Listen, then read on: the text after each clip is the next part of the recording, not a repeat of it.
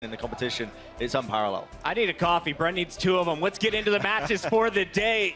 We're all going to start these with some winners from our first 2 matches. We're going to see the Los Angeles Valiant going up against a squad that technically doesn't have a win, but they put on the best show of the league so far. Dallas Fuel lost to Seoul Dynasty, looking for their first big win today. A little bit later on, it's Florida Mayhem going up against the Boston Uprising, and we'll close things out with the San Francisco Shock versus the Shanghai Dragon.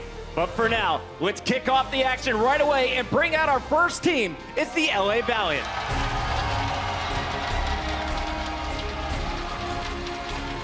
The Los Angeles Valiant absolutely smothered the San Francisco Shock 4-0 in their first matchup. But before they became the Valiant, the core of this lineup previously played as Immortals. And this squad historically has struggled against the members of the Dallas Fuel. Yeah, so like you mentioned, Puckett, this core of the LA Valiant used to be known as Immortals, and historically in the North American Overwatch scene, they battled against Envious, now Dallas Fuel, for that sort of top Western spot, and they have struggled. However, the recent additions to LA Valiant are going to be making it much easier now for them to come out on top. It's kind of crazy, actually, because both of these 2 teams have tried to be the top team in North America over 2017, and in the core of LA Valiant never won a map against Dallas Fuel. But they're so close, and I think it comes down to the stylistic differences. LA Valiant, very dive-focused, very aggressive team, and Dallas Fuel are able to eat that up and just completely absorb their dive. Yeah, I mean, as Bren mentioned, they never really had the firepower. Immortals never had a good Tracer. Now they have soon. A Tracer who can easily go toe-to-toe with the best ones out there and also impressed us already on his Widowmaker. They're going to need Soon today. We'll see what he can do because they're going up against some very stiff competition. Please put your hands together for the Dallas Fuel.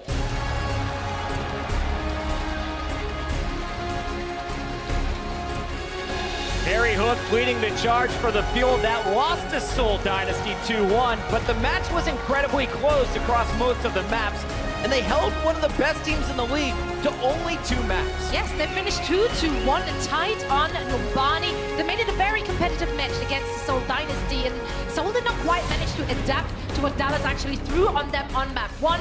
The Anubis game we saw was probably one of the best Anubis games I've ever seen in my entire life. It was very interesting to see those different comps out of Dallas. We saw this really slow approach comp, we saw triple DPS, lots of strats, and lots of different approaches to the game. You see Custa in the lineup, same as Seagull. A lot of substitutions for Dallas Fuel in and out in their previous series. Real quick, Brent, let's remind everyone at home, how do substitutions work here in the Overwatch League? Yeah, of course. So for anyone who doesn't know at home, substitutions have to be made in advance of these players. You have to decide your roster, your starting lineup, a good few hours beforehand, but you can change them up as long as it's not before, or not after, I should say, the map that was played before up to halftime. As we take a look at full Dallas Fuel roster, Sideshow, for you, who is the scariest player on this team? Well, given the lineup that they're running currently, it's kind of predictable what they're going to be running on Junkertown. Effect on the Widowmaker is the guy to watch for me. Effect on the Widowmaker. Valiant versus Dallas Fuel. This is going to be such a good matchup, and let's start by talking about how the 2 teams compare. When you watch the footage from their first round of matches, it seems that one of the strengths for the LA Valiant is their Genji. On the Dallas Fuel side, this may be a hero that has a bit of a void in the hero pool. Yeah, exactly. So the LA Valiant squad actually has Agilities, who they're actually running in their starting lineup now. Guy is an absolutely amazing Genji player, and that's something that Dallas Fuel have, over the course of their entire Overwatch history, been missing quite a lot. I know Seagull can play it to a degree, but Dallas Fuel haven't shown us any signs that they want to use him in that role. Yeah, normally they're running Effect and Taimu, and they're both such star hit-scan players, and it's given them so much success over the course of their entire history that there isn't really an argument you can make for running Seagull full-time as your secondary DPS for me. And Taimu's had pretty stellar performances on certain maps so far this tournament. Let's talk about the impact of this match and just how much is on the line for these squads. The question I have for the team is, are these our 2 best Western teams? I mean, I honestly have to say, it's probably a bit too early to make that call. I definitely think that the Houston Outlaws have the player potential to be right up there. But right now, based on the performances we've already seen on this stage, yes, I think they are the best Western teams. I think Houston Outlaws are a top Western team if you're talking about fan size or players that they can stuff into a warehouse. But other than that, I think it's these two teams. These, for me, are your best shots at having a Western team that would be able to win the event. It is early, but at the moment, these guys look like they're playing on a bit of another level to the other Western teams. They're excellent. I mean, you can make the argument for Houston Outlaws, in my opinion at least, with the amount of talent they got on the roster. Like, everyone rates up Kuma, everyone rates up Muma, but also the DPS that are being played on that squad as well, with Jake as well. It pretty much has those leadership qualities that you do need for a team to succeed. So Houston Outlaws, I mean, they've got the potential to be that #1 Western team. What I find so interesting about this is that I feel there's real upset potential here. Los Angeles Valiant have never even taken a map off Dallas Fuel. I think they could have a chance of taking this map, even though they're the underdogs. I want to take a moment and give a big shout out to everyone who is in a seat here live today in the Blizzard Arena. Thanks for showing up early. It's Friday, and we're about to get this party started. Let's send it over to our casters. We got Monty and Doa. Hey guys, I feel kind of bad because we're not in seats, so that wasn't meant for us, I guess. We're standing. Oh well. I can't think of a better way to start today, guys, than LA Valiant taking on Dallas Fuel, two of our top teams here in the Overwatch League. I think this one could go the distance. Yeah, it absolutely could. As we look at this Valiant roster, the starting lineup that we might expect, no Silk Thread in for Agilities, even though he did play the second 2 maps in their first match of the season. Yep, that's right. Meanwhile, on the other side, Dallas Fuel, these guys have looked really good despite the fact that the wins have been tough so far, but man, I mean, they took a game off of Seoul. That was a fun Junkertown map. We're going into it again right now. I think we're going to see something similar. I think we're going to see exactly the same thing from the Fuel because they're running that same lineup, obviously. Seagull did play the Hanzo on this match to start out on attack, and we saw Harry Hook on the Bastion and Taimu on the Roadhog, Effect playing the Widowmaker. So single support look with that Mercy, and it was very effective. It was the map that they took off Seoul in what was a competitive series. Yeah, and they played that double sniper with the Bastion strategy too, which is so much fun to watch. Puts so much pressure on the enemy team because you got sharp things, fast bullets coming in from different directions, and then a lot of bullets coming in from another direction. It's a lot of bullets to worry about with some sharp things thrown in. Some sharp things and bullets. I think that's a very expert analysis for you. Good description of the composition. You're and it welcome. was played well. And when we have teams playing the same maps twice in the same week, it can be hard to play different strategies when you're practicing for the matches in question. So we'll see if they mix it up or if they have just polished the double sniper Bastion strat as you reference. Yep, that's right. And you know the Valiant were watching that too. So, you know, there's not going to be any sort of illusion about what they're going to go up against as they may surmise. So we'll see what the answer is going to be. Valiant on the attack first, though. Dallas Fuel on the defense in the blue. We're about to get things started. I am so pumped, man. This may actually, you know, have it all on me, and then I hit you. Okay. who's the best Western team is right now. That's right. Dallas Fuel getting their set up. And Taimu's really been moving away from the DPS heroes into a primarily Roadhog player lately. And if you think about it, you and I were talking about this a little bit earlier. He is maybe the, and yeah, again, 30 enemies in 15 minutes. There was another map where he had a 63% put rate on in one round. Like, this guy's insane on it. And you may have other people on Dallas Fuel that can handle that Roadhog, but I can't think of anyone better to put on him right now than Taimu.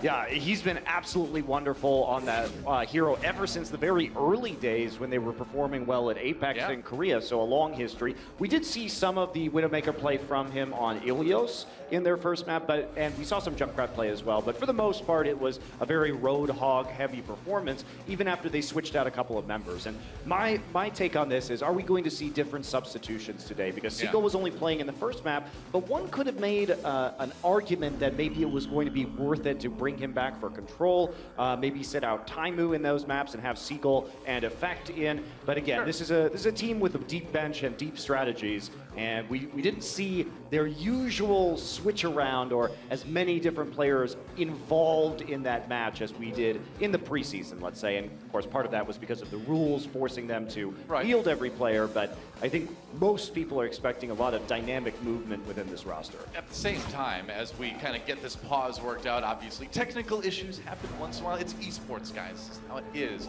but we're coming back right now. Okay, good. I'm glad that's all the farther I had to get into my pause speech for technical issues in esports. I'm ready to get things started. Sounds like you guys are too out in the crowd. LA Valiant getting their attack run going. Dallas Fuel trying to defend, and Agility's looking for those early hooks. Yeah, and it is going to be the same composition that we've been seeing so much on attack. Single support with the Orisa and the Bastion. Envy has been a player flexing over occasionally to TPS roles on this Valiant team, whether we see him on the Soldier. We are going to see him on the Hanzo now.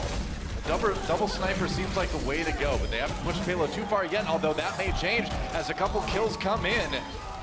Agility's looking pretty good right now, and Harry Hook just trying to buy some time with that Battle Mercy on the payload. Ooh, gets cut down in the end. And now that payload's going to get some distance. Yeah, that it is. Effect dying in the back lines there, set it off. And as you say, the Mercy just has to die on the card. See if they can get another defense in before they take point A and be setting up, trying to get a Sonic Arrow to see where they will be approaching. They are going to be coming in from below. That's right. Got that scatter arrow loaded up like every Hanzo I've ever played against. Envy, though, finds himself separated. Taimu takes him down with the right click. Meanwhile, Soon trying to stay alive on the payload.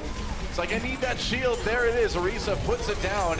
Mickey, though, on the payload. They got to push him off right now. Soon wants to save that Bastion ult, and it looks like he may get his wish, as they are going to just grind through Dallas Fuel and take point A. And as we look at Kariv here, hitting some of those shots, he did die first in that last one, but remember that this guy was a DPS player before switching to the flex support role. So in Korea on the Apex rosters, he was actually known for his Widowmaker play, and so it's fun to see him return to that hero. There's a particularly impressive clip with him playing Widowmaker on Gibraltar from one of the past Apex seasons. I'm sure you guys can find it. It's out there. Back on the DPS for this round as well. They're playing really far up right now. Only Unko on the card, so it's not going to keep moving as Dallas Fuel position. Long sight lines here.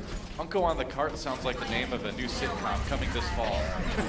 I don't know how exciting that one would be, though. I'd watch it. It's just him standing as Mercy on a payload. Who knows where that cart will go? Well, right now it's moving towards the end of point B. Envy still firing away in the back lines. Taimu does pop a whole hog, takes down Soon. That's a Bastion out of the way. Hanzo ult comes out. Doesn't claim anything. Looks like it's Dallas Fuel pushing back LA Valiant for the moment. Yeah, and they got those kills by only using the whole hog and the Riptire. So Costa and Harry Hook maintain their support ultimate advantage. Kariv going to be now over on the Zenyatta. So the swap's coming through. Usually with this style of play, you're not going to run the double sniper all the way through to the end of the map. You sort of just wait for yourself to get slowed down and then make the necessary changes. As you see, Agility's moving over to the Junkrat, Soon now on the Tracer. Tricky hook by Taimu, still looking for another target. Aha. Roadhog, be Roadhog. You gotta be really careful right there. And Envy managed to get snagged. It will be another stagger kill against his team. So slow there we go. Envy in the open. Taimu's repositioning with these hooks are so good. He always pulls people exactly the most difficult place to escape from. Yeah, that was a miscommunication. He thought his teammates were coming in from the top end there, breaking that shield, and it's going to be a low ground right now. He's going to have to try and get around it. Fate will kill Taimu. A little bit too deep, but Harry Hook brings Taimu right back up again with that Valkyrie. Pops a Mercy ult. Custa goes ahead and uses a Transcendence as Mickey was getting a little bit low too. They've got the Supercharger, so everything going into this defense for Dallas Fuel right now. And it looked good for the moment, but it's hard to push Valiant away. Yeah, They're buying time, though. It was still a good play from Soon. Soon going to go back to the Widowmaker right now, but he forced both support ults by getting into the high ground. And guess what? The payload continues to move, so big investment in Soon. Really the hero of that attack. Well, they made it work. It looked pretty dicey for a while. But if there's one thing that's been really working for Valiant, it's been Soon as this recent addition to the team. And and that's going to be point B. Wow, that was interesting. That was really interesting. Not enough members from the Dallas Fuel on the sides, and Seagull peeks around the corner and gets hit by a right click from Kariv Zenyatta. Well, I'm not sure what the plan was there because there wasn't really enough members of the team to contest the points. So talking about miscommunication, it seemed like there was maybe a little bit there. All right, they are going to bring Fate back up, but remember, Soon has fallen. Kariv will find Taimu, who was in on a long flank right now. 5 members of Dallas Fuel have to fall back towards point C. Here comes Riptire. Seagull's been really tricky with these. He's going to find a victim, and Soon knows who the most high-pressure member of the enemy team is and takes him out. Mickey, meanwhile, has reclaimed his position on the payload. Trying to see if they can pull anybody out and get them into hooking range out of the door, and that will be Agility's now using that Riptire. Now, where is it? It's coming around the side here, down the stairwell. They're going to get to it in time. Now getting in the back lines, and he nearly, well, doesn't get a whole lot of damage on the Taimu after all.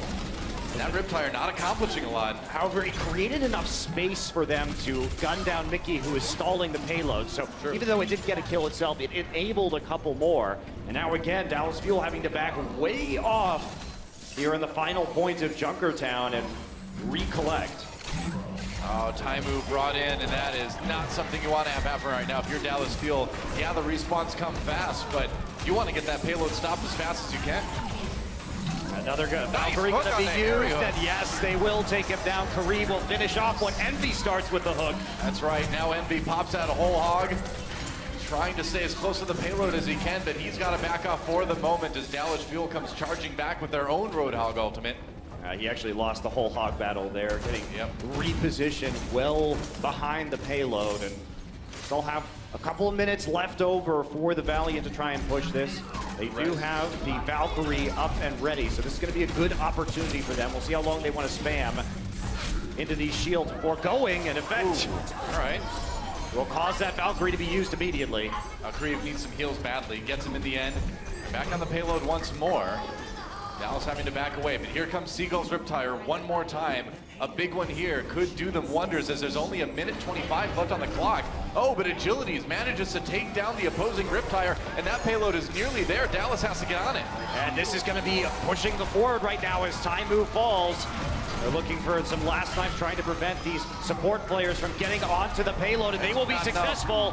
Not enough for Dallas Fuel, and it looks like LA Valiant will get all 3 points here on their Junkertown attack.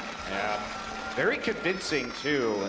Dallas staggered consistently on their defense, and this is a map that they beat Seoul on. This time, we do see the Valiant coming in with the exact same strategy that many teams use on attack these days, including the Fuel themselves. Yeah. And there really doesn't seem to be much of an answer from Dallas. Well, we'll see what that answer is in terms of how efficiently they can push the payload through in their attack run. You got to imagine the same kind of strat's going to come out with the double sniper and the Bastion. And Junkertown has always been a very attacker-favored map. You don't see the payload get stopped a whole lot outside of maybe just before the end of point C. Yeah, I mean, that's where it gets stopped, right? Point C, you need a lot of time typically to push it all the way around the U-bend in that map. Extremely difficult to defend in point A, and so you see the players laughing. They're not too bothered by what's been happening here in Junkertown so far. I mean, at this level, you kind of almost expect to have your opponent score all 3 points on you. It's more of a matter of what you can do in that time bank later on, often cases on this map. Yeah, they were successful, though, at stopping Seoul from getting 3 points in their last time, so certainly a less impressive defense. It does happen.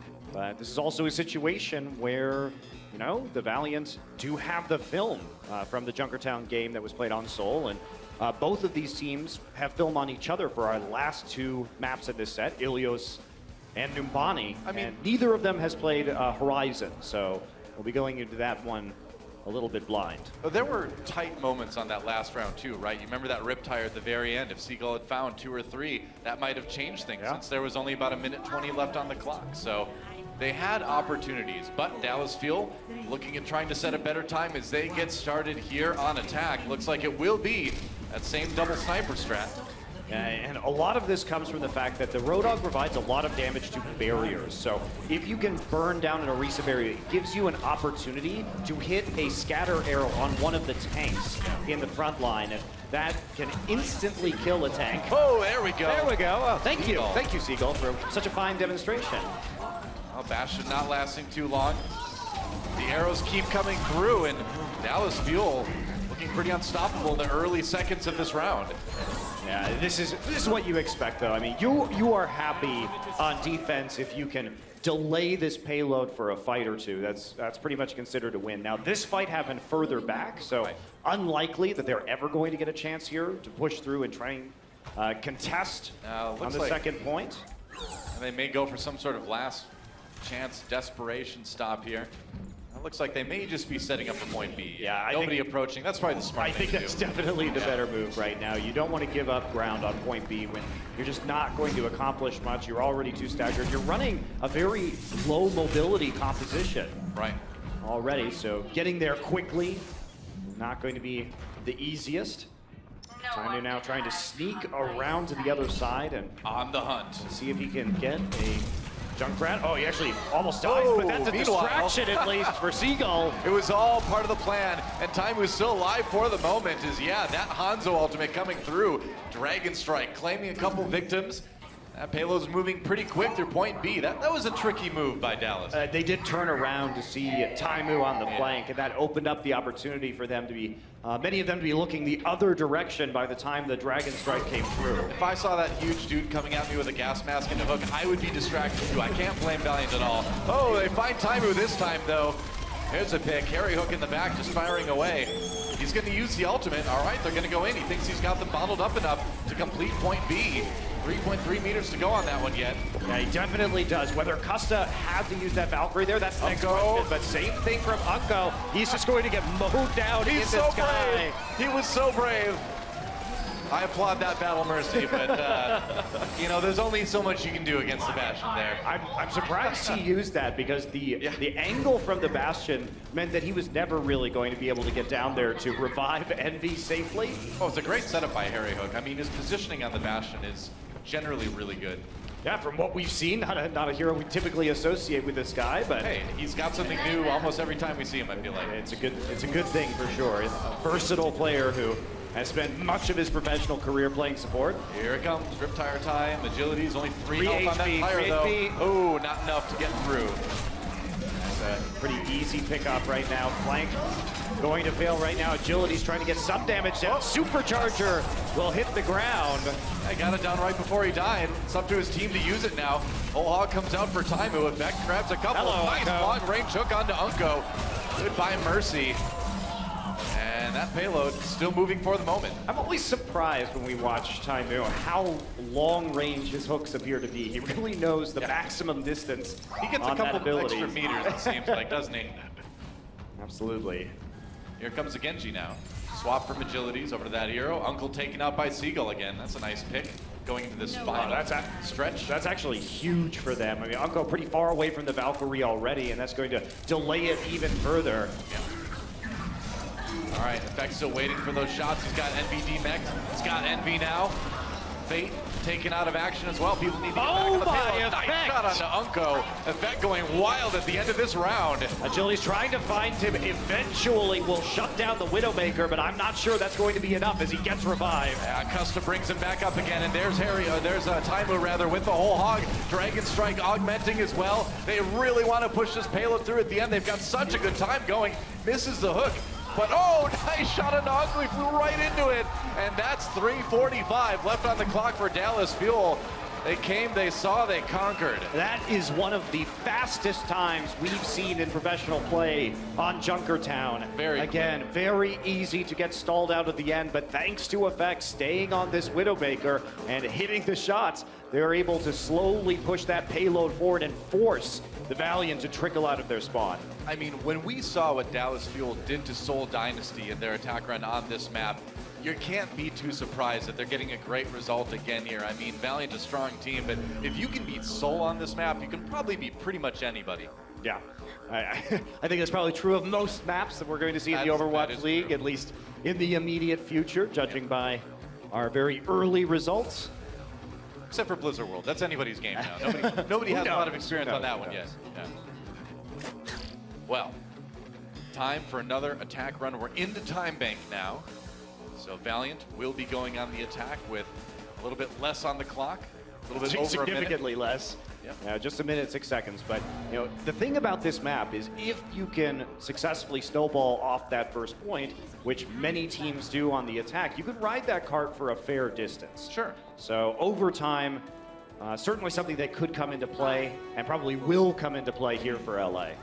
All right, time to snipe. LA Valiant coming out of the gate with the Hanzo Widowmaker Bastion again. Custa loading up those alternate fires on the Zenyatta. Get some fun one-shots at those sometimes. They do, just trying to play the angle right now. Have to be careful. Still getting chunked out. Trying to find it. Agilities will manage to pull Mickey. That's dangerous, man. That is so dangerous to pop over a wall when you've got the Orb of Discord on you. That Zen knows exactly where you are. Dallas on the payload now. They've pushed Valiant back for the moment. The problem is they have to break through this barrier from the Orisa to really make a play. As Taimu, that's the ult and hook combination that you get when both of these heroes are alive, pulling people from behind cover and from behind barriers, and makes it very easy to eliminate them. It didn't look like they were able to get the res onto Taimu either, too, so that's a huge amount of hit points that you don't have for the defense. But it's like you were saying in the last attack round, man, where if you delay it a little bit, you're happy, right? Because look, already less than 10 seconds left. We're going into OT if Valiant wants to even take 1 point. And be here. Gonna try and scatter, make sure nobody's coming through those choke points. And Dallas Fuel are committing to this defense. They're going for it, man. They've got him in overtime. Why not? But now you lose Mickey. Now it becomes a little bit more suspect. Oh, that scatter arrow gets Harry Hook very low. Looking for that shot. There's one onto Seagull. Harry Hook using his ally as a human shield. And the tank mode will end this little engagement. That'll do it. So they failed to stop it before point A, but a lot of ultimates committed. Harry Hook's going to be coming back with the Valkyrie match there by Unco, but they're not going to have that tank mode to get the big clear on the enemy team. Well, here's the thing, though. On escort maps like this, you don't get any extra time when you take a point in time bank. So they're still in OT for the remainder of the round. And at this point, you get knocked off that payload for like 0.2 seconds. It's over. Yeah, absolutely is. Gonna try and take the high ground again. Taimu actually going to get hooked. Welcome to your doom. Mickey switching over now to the Diva. He can't make it to the cart in time, and it's going to be a late Transcendence, so he's not going to be able to stay in the back. Yeah, Custa not able to keep his tanks up. It's a bit of a brawl as Harry Hook brings a couple people back up with Valkyrie. Mickey does get back into the mech. Wow, that was crucial. Demeched immediately, though. The payload is stopped, but it doesn't look like Dallas Fuel can get them off. Wow, that was a big commitment after Taimu had already died. Looked a bit desperate there from Dallas, and especially because the Transcendence came in just a hair late after Mickey had already lost his mech. Really low value for the Fuel, and this is going to go all the way into point C. This is getting to be a pretty incredible push by LA Valiant, man. They have kept that payload going, and if they get it all the way to 3 points in OT since point A, that'll be probably one of the best pushes I've seen in a while. Yeah, Agility's on the road. I like the switch. You need to make a pick right now because you don't have any ultimates. So the halt hook combination just like that is what you need to keep this payload moving. Keep them on the back foot. Keep yourself with a man advantage. 2 fights in a row. They lost Taimu early. Now Mickey's mech taken out of play. They can't stop the payload. They lost both their tanks so quickly again. Dallas looking a little bit scattered here in the defense. Yeah, they are, but this is where in the preseason Valiant looked the most confident. Overtime was theirs in their preseason matches. True. Once things got desperate, they got better and better. It was when they were, the rest of the game, they struggled in terms of their coordination, but when they were forced to go all in, they were really shining. Another hook onto Mickey. Agility has just been on fire with this Roadhog. Mickey D-Mech taken out almost immediately. They've been productive hooks too. Riptire coming in. This could be a big one. No, Kareem snipes it out of the air. And we're still in OT, obviously, but things are looking good for LA. They've nearly got it there. It is so close. And there's another hook onto Harry. I can't believe it. And that is going to be it. They've done it. Valiant will take another 3 points. The last 2 points were taken in overtime. That was an incredible run from LA Valiant in their time bank round here on Junkertown. 6 points, and Dallas Fuel, I mean, yeah, they've got a lot of time in the time bank, but that's still a tall order to get it all the way through to point C with that much. Oh yeah, 345, still gonna be a challenge for them. Sure will. So we're gonna have to see a pretty flawless attack. You know, I feel like we've seen Dallas Fuel be pretty tight so far in the preseason and now, but on that defense, they really just seemed desperate. There was sort of a sense of panic that you don't normally see from these guys. Yeah, I agree, and part of that may be some of these players, you know, maybe not being too comfortable on their particular roles, as a lot of meta shifts have made many of the heroes that they've spent most of the last year playing a little less relevant, and we are going to see something different. So Envy will be playing the Reinhardt, interestingly enough, and Fate will be on the Orisa. So 2 barriers combined with a defensive Bastion now. Okay, so really trying to keep that Bastion safe and, you know, deny a lot of that damage coming in from the snipers. It certainly could work. Yeah, the idea is you just have more barriers, so you will win the barrier destruction war, and that means that your Bastion will be dealing a larger amount of actual hero damage. Now, the problem with this is if the Bastion dies, the jig is up. Theoretically, it's a great point A delay, too, which when you've got 3 points or 6 total because of your time bank run, can't argue with that. Yeah, the other thing is that they know that Dallas doesn't typically play Genji or dive compositions, but that's going to be Effect finds the angle. Yeah, where's the res? Our Karif goes down too, Effect. so no res. Effect was so ready, man. He waited for him to come in and bring the Bastion up. Oh, the barriers were still there. Effect crept around to the high ground behind the barrier. That is such a massive play from him. Yep, that's right. The best laid plans of DPS and healers, right? Yeah, they come to an end here on Junkertown, I suppose. Pretty much. Dallas Fuel looking pretty good here in point A. Maybe another chance here for Valiant to contest. I mean, Agilities is already done with this. Envy switches over to the Diva. So now the problem is because this didn't work, you reset all your ultimates. Soon out of the way here, too. Could be a problem. Unko, a little bit of threat here. Seagull looking for that shot. He's usually pretty accurate. That is pretty much the proving of that point, I suppose. Dallas Fuel taking out everybody, and that's going to be pretty easy roll through the end of point A here. Yeah, I don't know if they bought enough time to justify a lot of the old charge that was handed over to Dallas, but in any case, they did get the Valkyrie out of Custa, so a pretty big win, and Unko will hit Effect right as he hops around that corner. Not really too big of a deal right now because both teams setting up for this next fight, and they are going to be very close to their own spawn. Yep, that's right. Still 2 minutes in the time bank for Dallas Fuel. Remember, Valiant was in overtime by this point already. Can Dallas push it all the way? Time move. How does he hit these hooks?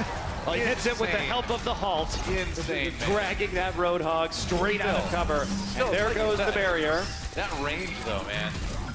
He knows it. Taimu gets one with the whole hog. Envy coming in. Taimu low. This is a good opportunity here for LA Valiant, maybe. Dragon Strike comes through. Valiant scatters. They separate a bit, taking a lot of damage though from Harry Hook on that ultimate. They got brought in by the Hulk, or by the Halt rather. But they still managed to take a lot of members of Dallas out. This is a problem. And that's where you really wish you had the Valkyrie that you used at the end of point A. True. They couldn't actually take down Karif early in the engagement. The chain healing, too much for them to get damage through. Here's the benefit of having that big time bank, though. I mean, it's not over yet. No, it's definitely not. We are going to see some hero swaps, though. Seagull now moving away from the Hanzo and on. Well, he's going to get killed immediately, actually. Agility's looking for a target here for this Riptire. He gets one. Yeah, great one on Harry Hook. Uses that res from Custa early on. That's going to make this push a little bit harder for Dallas Fuel. They're having a lot of trouble just simply getting this push going. Yeah, they have stalled out quite a bit. It's going to be with the help of Soon hitting some of these shots. So spamming some doorways right now, make it difficult for them to approach the payload. And now it's going to have to be a huge overtime push. Oh, they're going to drop the supercharger early from Mickey to try to blow through this team and get to the end of point B. Karif goes down early, Soon finds Effect. He's a little bit low himself. Seagull's gonna get him with the concussion mine. Meanwhile, Envy backing away. A lot of low health members on the Dallas Fuel side. That hook misses, but Taimus doesn't. There's another kill onto Envy. Everybody's just hopping on the cart right now, trying to get as much time off the clock as they can. Soon and Karif coming through. It looks, however, like Dallas Fuel will live for a little bit longer here on Junkertown. Yeah, that's right. Looks like they're probably going to be able to complete point B. I think if you're Valiant, it's just a little bit too risky to go for a last-ditch defense here. Yeah, it looks like they're hanging back for the moment. Yeah, problem is that now Fuel have to stay on the payload, and there's a supercharger available for Fate. So if they start to just play the damage game and bust through this barrier faster, my! Snipe Fever. Widowmakers on both sides hitting their shots. Seagull brought back up again right away. There's a supercharger on the Valiant side. Seagull gets the play, though. He does destroy the Riptire with a mine. Taimu charging in. Nice. Again, that combo between Mickey and Seagull. Arisa bringing him in. There's a hook. Another kill from Time, who as soon flies past. That payload's still moving, man. Yeah, they're trying to get around right now. Fate used the supercharger. They didn't win the fight. They didn't try and bust through the barriers on payload. And they couldn't actually get people off because it was only Mickey standing behind the payload. They were waiting for them to engage. It wasn't giving them an opportunity to get onto his teammates, who were all standing well behind the payload in the choke point. Effect was exceptional here previously. And he hit some miracle shots again. Now, just a little bit farther for Dallas to tie this one up at 6 points. Seagull filling that choke with a lot of damage here. There's a Transcendence used on the side of Valiant. They're still going to charge in anyway. Seagull gets agility as well. Here's the Riptire. What can it get done? Oh, Seagull taken, or his Riptire rather taken out. Envy with the whole hog, but Time comes back again. He needs to be the hero, but he's dead. Both Roadhogs out of the way now, and that supercharger, that extra damage may be enough. Soon on his own, trying to stay alive, and they can't. 6 to 6. All right. Insanity here. Both teams now with 1 minute left. They get that minute because we're going into a third time bank round. It looked dodgy there. It looked dodgy there in point B. They got it done. But they hit it in overtime. Crazy. And Valiant couldn't close out with an ult advantage right as they were coming into point C. Wow. We've started out just with such an awesome series already. And we're not done yet. This map is far from over. No, and again, because it's Junkertown and because it can snowball on the attacking side, a minute could be enough time to actually finish this map again. It was, remember, for the Valiant in the last round. Yeah, that's right. They only had 6 more seconds in their second attack than they do right now. Well, this time around, we're going to have, it looks like, Dallas Fuel attacking first. So we'll see what they can do. And right now, it's just, oh, I'm sorry, they're going to be on the defense yet again. And it's all about pushing that payload just as far as you can. I mean, at this point, with just 1 minute for each team, you really wonder if they're even going to be able to take point A. But at this point, I'm willing to accept anything. I mean, look at what they're running, though, Doa. As we switch over to this map, we're going to see them running quad tank with Moira. So they are just all going to jump on the payload, have Moira AoE heal them with the Lucio. There's going to be a speed boost. They're going to wait till they go into the cart. We'll see how this works. Coming in from behind, looking for those picks. They need to get an early one. They did get the hook in there. And back coming in with the Zarya. Envy goes down early. It's a good start for Dallas, but they're going to need more. Fate taken down. Oh, and Soon is on his own on the Bastion, running for his life, but he's not going to be able to make it. Tricky but effective as Dallas Fuel already burning nearly half of Valiant's time off the time bank. I mean, that's already a successful defense, right? Envy needs to switch over to the Reaper right now to try some close-range tank busting. It's going to leave them with 1 fewer sniper. And look at this. Dallas Fuel just going to reset in the buildings. They cannot walk into the buildings against the quad tank. They don't have enough damage to kill them in there. And it's too dangerous with the AoE. So they're going to go on the high ground and maybe drop off here. That's the plan. Again, there's a lot of hit points to chew through. Moira with all that AoE healing, trying to keep everybody up. Custom nearly has a coalescence. There it is. Ult comes out now. Soon with the kills. And oh, Valiant coming out ahead in this fight here. The Moira ult just wasn't quite fast enough to keep the tanks alive. I was so close to being up in time. Really and now they're going to have to switch over. Seagull goes to the Genji. They're on a dive composition now. So the question is, was the time they got off worth it? They're already in overtime. They have the dashes. They have the speed to get back to the payload. Yep, here we go. Valiant, even a single point here would be extremely good for their chances of winning this map. Effect getting closer. Effect's just being annoying and distracting on the other side. Is he going to commit to a payload contest? The answer is no. They're going to let him have it. Okay, so Valiant does take a point. They're up to 7, which is insane for Junkertown.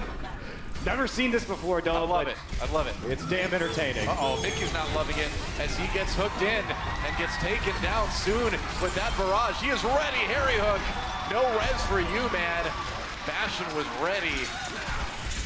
I mean, they had to just run in there at that point in time and try and all die on the payload because there wasn't going to be a chance to win that engagement. Yeah, with Mickey getting hooked like that, you got to commit.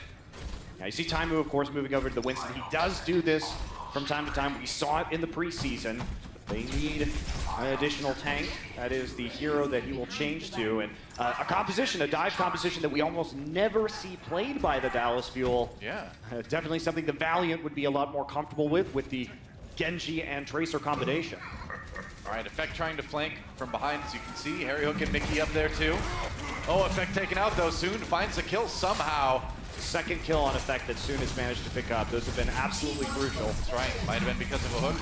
Quite see it. Agility. No, he brings Taimu in, and there's a whole hog. Harry Hook in trouble, goes down, and Valiant, you gotta be kidding me. This is impossible. Are they actually going to go up to 8 points on Junkertown? I think they are. Oh, they are, Doa. And Envy's been holding on to this Death Blossom. He's been staying on the cart, just playing goalkeeper around this Bastion right now, making sure that they don't pick him off. May not be the best hero for this comp, so we'll see if he changes before he uses the Death Blossom. This is already the craziest Junkertown map I have ever seen. Absolutely. I love it. Kareem looking for those shots on the Widowmaker. Taimu going in deep. They're going to try to dive again. They just need to get him off the payload for a moment. Seagull coming at the reflect. Gets Soon. There's the anti-Bastion, and now the Dragon Blade going to work. Kareem does come back up, though. Seagull pushing people off the payload. Valiant needs to stay on it. That OT bar will disappear instantly. They need to stick to it. And Seagull just can't seem to, there we go. Now they dislodge him for just enough time. And it is 8-6 right now. Valiant looking so strong on this map. Yeah, that's the issue, Doa. If they start to die with the Widowmaker and the Mercy, you can't really stay on the payload for very long, can't stall with those particular heroes without just getting immediately gunned down. So that is going to end things, but they got all the way into the start of point C, which is no small feat given only a minute of time in that time bank. I mean, I don't know if I've ever seen a team get 8 points on Junkertown in a professional match. I think that, I'm pretty sure that's a first for me. We haven't seen a lot of Junkertown because it is a newer map, so I think you're probably right on that front, Doa. Well, now it's time for Dallas Fuel to go on the attack once more, and you know, even though they started with more time in the time bank last time, they still were able to complete it in OT. Both these teams doing great on attack, no doubt about that. Okay, so Valiant is going to go with their bread and butter. Soon on the Tracer, Agilities will be playing the Genji. They want to dive on this very quickly. You can see them creeping into the house on the right side of the point. Now, Dallas Fuel, though, okay, swaps, all right. There was a possibility that they might actually use the Mei. It is a hero Seagull is known for and would be effective at zoning out some of this dive composition. They may change it up when they see what's going on. All right, Valiant hiding in the side building. Both familiar, yeah, Taimu knows about it. There's a Sonic Arrow immediately, and there's a hook. Oh, they got Kareem! That's the pick you want. That is exactly the pick you want. Dallas feeling pretty good as they charge out. Taimu has to retreat, though. Agilities does go down, so despite losing that Mercy early, they do have to take a bit of a breather before attacking again. Yeah, unfortunately, they split up. I don't know about that, Fate. Mickey died right in front, and that's going to be a hard one for them to resurrect. Yeah. Even as Kareev comes back on the Mercy, Soon is not going to last as Taimu manages to hit him with the chain. Soon means, like, when is Taimu going to get another hook? That's the answer to that question every time. Payload's moving forward, but again, they need to get, they're gonna need to get 2 points in OT here. All right, Valiant, plenty of time to set back up for another defense. I mean, Taimu has a nearly 60% hook accuracy across this entire map so far. Par for the course for this guy lately. His hooks have been insane. Got to deal with Soon in the back lines. Pulse Bomb doesn't find his target. Pulls Envy down out of the air. A little bit more damage onto that Diva. D-Mex him. Kareem finds him, picks him out of the air, and Dallas crushing this fight. Unko taken out as well. And that's going to be point A. I don't think they can stop him. And this, Doa, this is nearly a mirror of what we saw from the Valiant. Overtime started about halfway through point A. Right. And they had to ride it all the way through. However, watch Agilities with this Dragon Blade. If he can get the work done, if he can kill Custa before that Valkyrie comes out and he gets the value out of the reses, it could be the end. Now, Harry Hook's going to get off the card. They know the... Seagull dying is a bit of an issue. That's a res used early. Yep, Custa still has the Valk though. Yeah. So he will have more resurrections and he decides to use that ability, but they need to push forward right now and they know the Dragon Blade is up, so they have to play around it. The question is, do LA Valiant go for a big like 5-6 ult push here? Because they know what the limit is. They know as long as they keep fighting in point B, they're going to be relatively safe, so they have some room to maneuver. That's right. I wonder what Seagull's going to do with that ult. He gets a chance to pop that. Could find some picks. Here we go. Riptire coming in. Mickey does go down. Oh, Mickey died! Oh, Mickey they got died! the point. That's it. And they couldn't res him before the overtime. Well, ticked good move. away. They were afraid. That's right. A Valiant all-inning with a self-destruct or a Dragon Blade on the payload.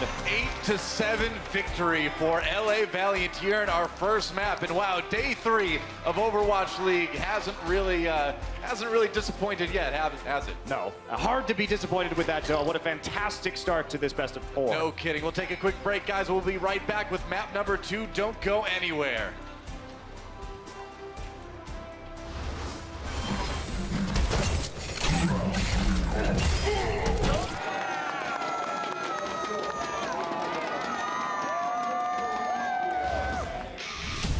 The Overwatch League is brought to you by Intel and Omen by HP.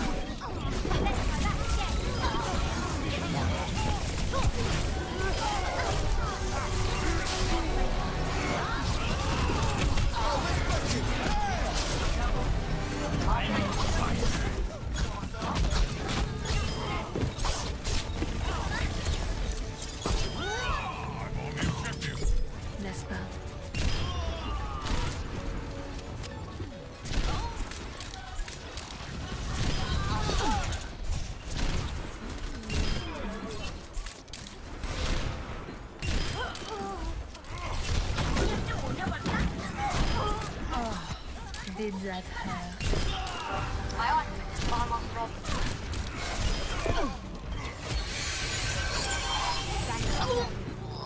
I will watch over you.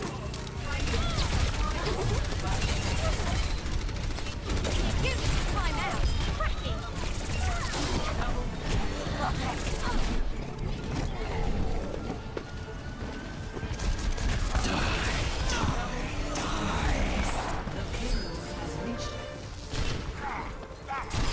No one can hide from us. My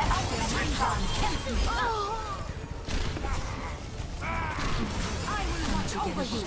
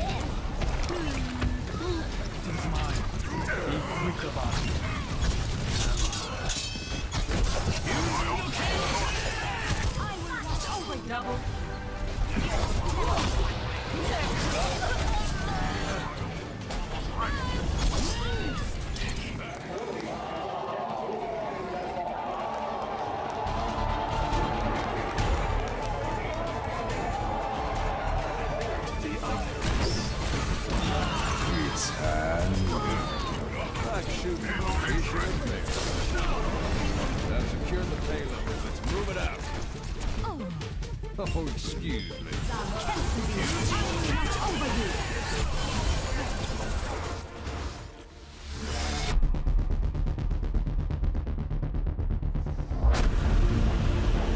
A league that offers opportunity for talented competitors to test and push our assumptions about how the game is meant to be played.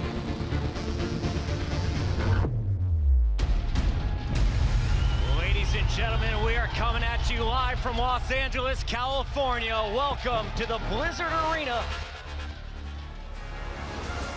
Wow, I cannot believe that first map, man. 8-7, the final score. LA Valiant coming out on top with Junkertown. We're going to our second map, but it's hard to get the first one out of your head, isn't it? Yeah, and at the end of that game, a lot of people will be saying, you know, why weren't they on the payload? But realistically, it was very difficult to stay on. We'll get to that in a second. Coco will be coming in for Seagull. Okay.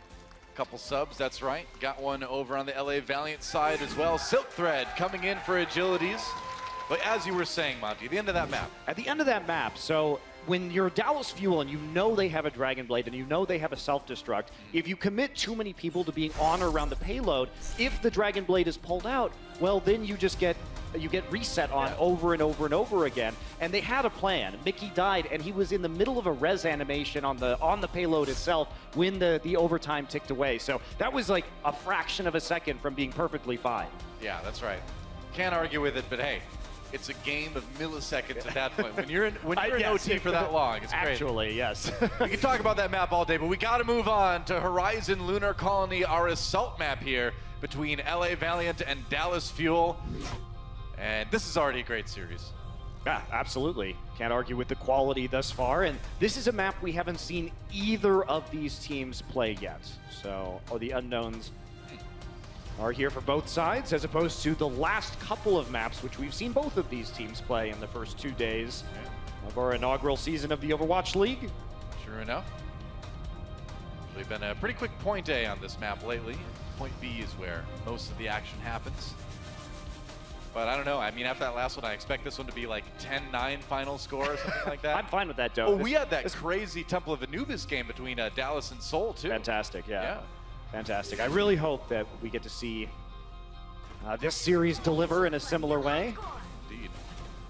Taimu back on the Road Dog. You can see him bouncing past on your screen. And Harry Hook on the Lucio as Dallas Fuel gets their defense set up here. Now, you do expect Coco to be playing the Reinhardt if he is going to be subbed into the roster. He did not see playtime in the first series against Seoul, so he will be making his regular season debut here. And Costa, he loves the Moira. He's been one of Moira's biggest advocates since her release. Why does Moira hold her arms behind herself when she's walking backwards? I don't even think Naruto does that. Come on. Here we go. A lot of shields for Dallas Fuel as they try to hold the low ground here. LA Valiant coming in with a dive comp. Silk Thread on that Genji, as we often see, firing away. Why you sub in Silk Thread is that he beyond the Genji, they do have different hero pools. Saw some Soldier, 76 from Silk Thread compared to Agilities, who brings out that Roadhog more frequently. A little bit of progress on the point already from Soon, but overall Valiant having to take back, or take a little bit of a break here. Yeah, Envy gonna go ahead and dodge back into spawn with the Diva. And Silk Thread. And take out Harry Hook, and yeah, they're not going to actually have a Mercy here for Resurrection, so these kills are going to be permanent. Yeah, that's right, Coco down as well. This is not looking good for Dallas.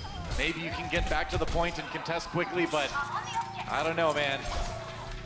No, you can't, and Coco needs to switch to the Winston right now, too, because he needs to be able to jump and control the choke points on the high ground of point B. Yeah. Costa also needs to move over to the Zenyatta, Harry Hook to the Mercy, so many ult resets right now. This could be a very fast point B. Sure could. But look at the ult charges right now that we see for the Valiant. Well, we see Dallas Fuel experimenting a lot with these compositions, and saw it again just now. It didn't work out for him this time. They got to really pull everything out if they want to hold point B. Nearly 7 minutes in the time bank right now for LA Valiant. And Silk Thread looking for those picks. Ooh, goes after Harry Hook. Gets away for the moment.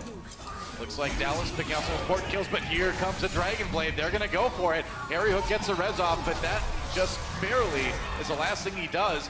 LA Valiant winning this fight handily, and they've already got nearly 2 ticks here. And they're going to take it, man. This is going to be it. It's going to be 2 very fast points for the Valiant. 6:13 on the clock. That is crazy. That is 1 second less than Dallas had, I believe, on their 6:14 finish on Anubis. We're really seeing some fast assault map takes here. Yeah, we are, but it's a consequence of that first composition that the Dallas Fuel used. They were playing very far forward, which means that they can't react if there's a back cap. like we saw from Soon. So actually, the Valiant made the right tactical call. You try and push them out of position. What Fuel wants to do with that composition is fight you in an enclosed room or fight you on the point. With all of those tanks and that Moira to get healed up, you won't be able to burst somebody down necessarily fast enough. But when you see them that far out, you realize, okay, they have to come back to the point at some point. If we start to put pressure on it, oh, well, they're going to turn around, and then they're going to be trying to flee backwards to the point itself. They have less mobility, they can get surrounded, they can get picked off significantly easier. I'm a little bit surprised because with such a good Tracer in Soon on the other side, you have to know that you're going to have to deal with that back cap situation pretty quickly if you're going to run something like that. Yeah, I think you hope maybe they don't get the initial read onto where they should be in that strategy, but in this case, it was pretty clear from the Valiant. And then compounding this problem is that you can't play that composition on point B. There's too much high ground. You need better mobility so they don't just get a high ground advantage, pick somebody off, and then fall under the point. Reinhardt's shield isn't going to cover anything on point B. Yeah. And then at that point, you have to switch off both your supports. So you reset their ultimates. You lost so hard to the first one. They're coming in with a Valkyrie. Yeah. There's just a very small chance, unless you can kill a couple of them instantaneously, that you're going to be able to recover. It's looking, too, like we're going to see quad tank coming out from Dallas Fuel, along with that Moira and Lucio. That's a lot of AoE healing to keep a lot of big, high hit point bodies up. And Dallas Fuel could use this to just charge into the point. Yeah, that's what they're going to do. They want to just play the point right now. The Widowmaker is not going to be doing much unless it can actually hit a support. Yep. Otherwise, it's about Lucio speed boosting and then forcing them to fight into you, which they're not going to be able to do. So they have to run around this corner. Everybody's covered by the Zarya shields. There you go, releasing an orb into the fray there from Moya. Keep everybody healed up. Nice movement around the side of the point. All right, Valiant set up on the point. Here's a chance. Big Hulk pulls everybody up. But Custa pretty safe with that AoE healing for the moment. Coming in now, and Dallas Fuel is just going to try to run him over. It's a cavalry charge from Dallas Fuel. Kareem, the first victim, gets stopped flat. And they've already got the first stick on the point. So far, so good as Fate goes down. I mean, once they get onto the point, the jig is up. Like, you cannot re-attack this with this composition as the Valiant. You're not going to have any presence there. Half your team's going to walk in. They have so many barriers and Zarya bubbles that the Widowmaker is not going to be effective, not going to be putting any damage in. So it's kind of a lost cause. But I like it. But that said, they don't have a great comp for point B. They're going to try and do the same thing and just dare them to fight directly on the point itself. I mean, you can bum rush and then change later, and that's what they're going to try to do. Silk Thread dropping almost immediately. Coalescence coming in for Custa on that Moira, using the ultimate to help his team charge ahead. Oh, in effect, so charged up, so much damage.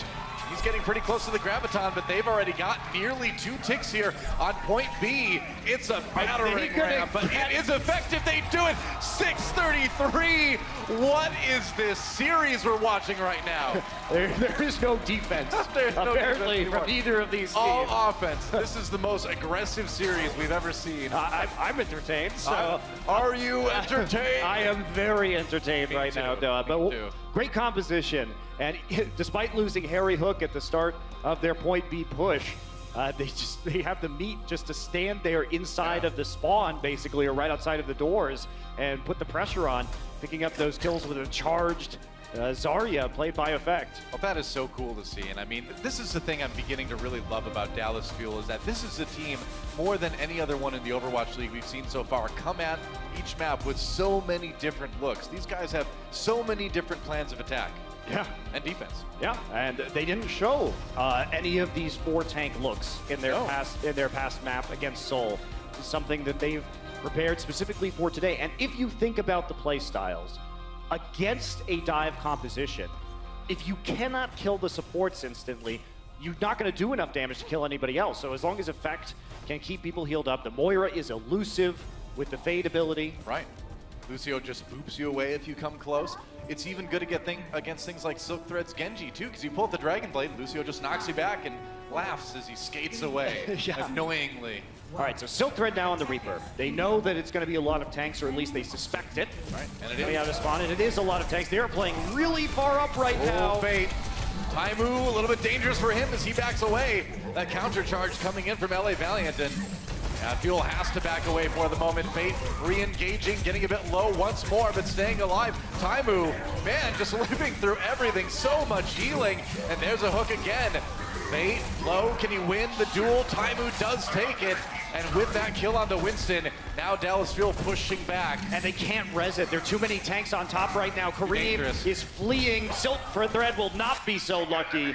Soon, though, again, the back cap. That's how you deal with this. This time, though, they're ready. They've changed their tactics. Just Mickey goes back to push him off the point. I really like, too, that you saw Custa throw that healing orb back into the point so that Mickey would have it there when he got there to stay a little bit safer against whatever he ended up fighting. Here we go again.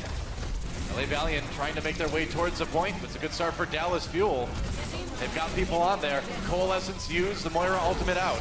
Effect has that Graviton Surge. He's going to use it right away. It's and hammer time. Swinging away through the Transcendence, but that Zenyatta just hard to damage. But he got Kareem with the charge, and that's what they needed to do. Oh, man, so many bombs, and Effect can't withstand all of them. Meanwhile, Custa trying to keep Mickey up, trying to keep Coco up, rather. Yeah, trying to get that meter so that he has some healing right now. May have to back auto this one, however. 36 HP, all he has left, hiding in the corner. Gonna get a good kill, though. That's actually quite useful. Yeah, not bad. I mean, it looks like they're gonna have to let Point A go here, but that was a decent amount of defense. That was. Man, Unko's Transcendence really saved them. It made it so only Kareem died. Yeah. Time we're just eating up a little bit more time off the time bank in the end there. Pretty fun defense to watch, though. Both teams taking a bit of time to adjust to their former circumstances. Kareem will be looking for the opportunity to use Valkyrie. Harry Hook now has the sound barrier. And Effect will be on the Soldier 76. So big changes here from the Dallas Fuel yet again. Valiant coming in with a nice ultimate advantage. Can they translate it like they did last time? Ooh, that's a Pulse Bomb. Doesn't do a lot of damage, though. Soon looking for a packed group of targets. Kareem taking out with the Helix rockets from Effect, though. That is big. That's their only ultimate for now as they charge the rest of everything up. And even a little bit of time that they just bought gives Harry Hook the opportunity to switch over himself to the Mercy. Interesting. So, a break in the action here as Valiant regroups. It really can't be understated how important that kill on Kareem was. That was a dangerous snowball that was forming. If you get in there with the rest of the team and pop the Valkyrie, they were close enough to other ultimates that the damage in the ensuing fight would have chained into, say, this Dragon Blade coming in right here. Dallas Fuel just burning that snowball away. It melted it. It's melted it. That's right. Pretty much everything melts in LA, I'd say. Well, not recently. Yeah. Oh, come on. I'm from Minnesota, man. Wisconsin. This is not cool. Here we go again. Valiant coming in. Trying to take point B. Silk Thread on top. Looking for Harry. There's a Dragon Blade. Pulls it out. One kill. Gets a couple already. Reflect, but not enough as he gets cut down by Effect. Now the Transcendence from Unko. Trying to keep this push going. It's going okay for the moment. NB chasing away the rest of the members of Dallas Fuel. Mickey's mech out of commission, as is Mickey. Attack Visor comes in for Effect. Not finding a whole lot of targets, though, with it. I should be able to push through. Now we're seeing the desperation. Taimu on the Mei, just trying to buy as much time as he can. Custa taken down by a charging Envy in that Diva once more. One tick taken on point B. Dallas Fuel. Valkyrie, Harry Hook dies, Envy. He got the res on Taimu in the end, so that Mei will continue to be annoying for the moment. Tries to wall off the door to split up the respawns for Valiant, but it didn't work. This is going to be the second point taken. It's just a matter of how much time they can eliminate in the bank.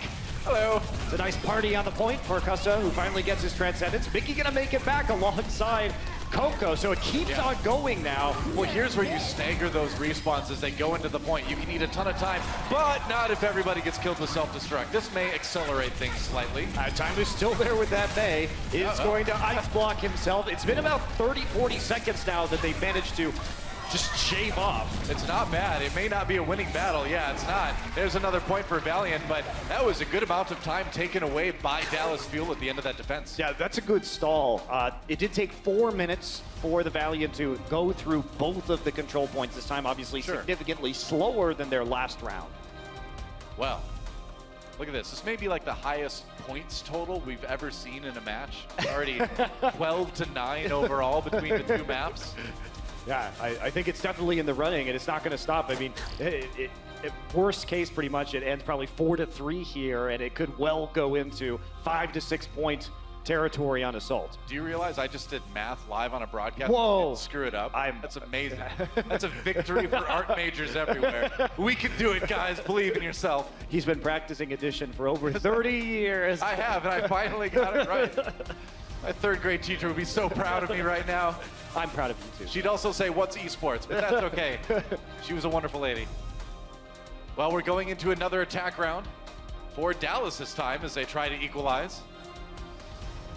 Yeah, and it seems like we are going to have just another dive composition run by the Valiant here on the defense. And again, quad tank, name of the game for the Dallas Fuel. Valiant got rolled. They have to change their tactics here, and they have a little bit. So the last time they had both DPSs on one side of the high ground, their tanks and supports on the other. Now they've done a more even split. Yeah, quad tank again from Dallas Fuel. See if the same thing can work twice in a row. They're going for it. Harry Hook getting really low. It's getting dangerous. Critical health on Dallas Fuel right now. I hear a DMAC. Yeah, there goes Envy. That's good for the boys in blue.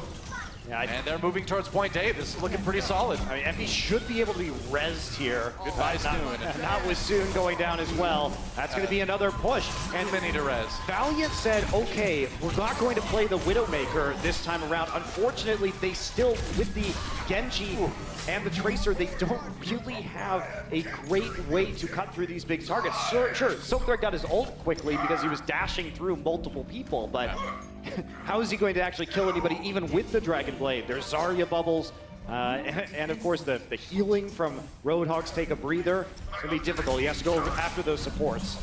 Custis got the coalescence. Here comes the Dragon Blade. Harry Hook falls immediately. Oh, he gets both supports, and no res, no mercy means Dallas Fuel. This push is far over. But Silkthread did his job. That's exactly what he had to do to shut that push down. If he didn't get both supports, it wasn't going to be worth very much at all. This guy's been making a lot of really big plays on the Genji since he got added to the team, and his supports, the rest of his team do a good job of keeping him up. Taimu, I feel like he wanted to get in there and die to rejoin his team. I think he was standing there for most of that fight. Actually, I think maybe he believed that they would not find him and that he might get cut off if he tried to rejoin the rest of his team. But I think that's the end result is a pretty bad stagger. I think Roadhog's very good at hiding. Yeah, not a sneaky Australian. No, or a Junkrats kind of. He doesn't try, but he could if he wanted. All right. So are they going to save the self-destruct for Effects Graviton? It's already up at 70% right now. They've been poking in, just trying to get his charge up. They want this Graviton as fast as possible. Earthshatter used by Coco. They're going to try to combine off of that. Sound barrier, keeping everybody up for the moment. There's the Graviton. He's got Envy zoned away. Kareev with a couple reses here. Grab. Getting roasted is Kareev. There's the Graviton Surge, and now they need to do some damage here. The charge comes in for Coco, swinging away. Envy gonna get demeched here. Unco's still firing from the side, though, and Kareev on the top, trying to keep everybody up. Another Earthshatter comes in from Coco, and they do get a kill onto Unco off of it. That's a matter of converting this, though. Charge after charge for Coco, but soon we'll find Harry Hook, and I think they're going to have to reset, though. So close. I don't know if this Ryan is working out for them right now. You know, that's one of those times where maybe Effect got a little bit ahead of himself because they could have lost that fight gracefully. At the start of that engagement, we saw Taimu come in with the whole hog, and he actually forced both Kareev and Unco to use their ultimate abilities. So at that point, you can go ahead and lose that fight, come back with the grab in the next one. Yep. Taimu on the Widowmaker. A pick we've seen him do wonders on. Hasn't been as strong in the preseason and early on in Overwatch League, it seems like, but this is Taimu we're talking about. You know he's going to hit those shots eventually. Mickey D-Mech, though. Kareev does go down. Cuss with a big pick on the Zen. And Taimu on the run. Got to deal with those tanks. That's a pretty scattered fight for Dallas overall. Yeah, it does get a D-Mech, though, and if teammate's still on the point. All right, that's one tick. They did enough. They need more, though. Oh, that's more. Nice pick on the Silkthread there. Taimu backing away for the moment. Looking for the one on Soon. Needs to worry about Envy at Pilot Diva. Vicious. Ooh, not anymore. Okay, so they got up to the second tick, looks like. Yep. Ooh. And they may have to settle for that. Waiting for Zenyatta to poke his Chrome Dome out. Got a dome with Chrome, as it were. Chrome. Soon. Oh, he's gonna get domed soon. Takes out Taimu. Here's a Transcendence as Valiant tries to reclaim their point fully, and it looks like they will. Transcendence did not need to be used there. Enough kills had already come in. You see the members of Dallas Fuel backing off. It was a nicely timed pincer movement. They knew Soon was coming around the flank. They do have a lot of ults left over, though. They've still got Kreev's Valkyrie, a couple more to boot. Okay, Taimu, I think, better switching off to the Soldier 76, a more common hero choice that you see using the high ground and the mid-range that you have over the points, as opposed to going for some not so favorable long-range sight lines with the Widowmaker. Yep. Silkthread waiting for a chance to put that Dragon Blade to work again. That's a dodge out of the way from the dive for the moment. Ustic does get taken out early. Silkthread healed up right now. They want to commit to this primal rage, and Unko taking down the corner. Costa revived. Yeah, but maybe not for long as he goes down. Silkthread finds another victim. Carry Hook with the res one more time. Going to use that Valkyrie. Oh, but he doesn't get much out of it as he does die quickly. Taimu on the Soldier now turns for the fadeaway kill onto Silkthread, but they're going to need more. 2 ticks. And that's all Dallas Fuel still has with only 1:40 in the clock. Yeah, Taimu well away from that tactical visor that could be used to clear out the point. Silkthread being coy with his Dragon Blade, not seeing an opportunity to use it, and so he's going to hold on to it for this next push. Yeah. Custa, though, will be able to answer with the Transcendence, which make it difficult to use the Dragon Blade effectively, but that won't because it gets popped so early. Yeah, Transcendence force out of Custa, didn't want to get picked off yet again. And now Silkthread with the Dragon Blade takes on Mickey's mech, looking for more targets. He's got that Transcendence on his side to keep him up as well. It's another one fight already for the Valiant, and Dallas Fuel, they just kind of look hopeless at this point. Yeah, great communication and patience from the Valiant. They went back and forced out the ultimate before they committed with the Transcendence and the Dragon Blade of their own. So deliberate in their ability to bleed the time off the clock, but now they won't have the transfer Taimu. And here comes the tactical visor. Wow, very aggressive tac visor for Taimu, but he gets dove and he gets destroyed. LA Valiant a minute away. No, they're not even going to get to the point. LA Valiant goes up 2-0.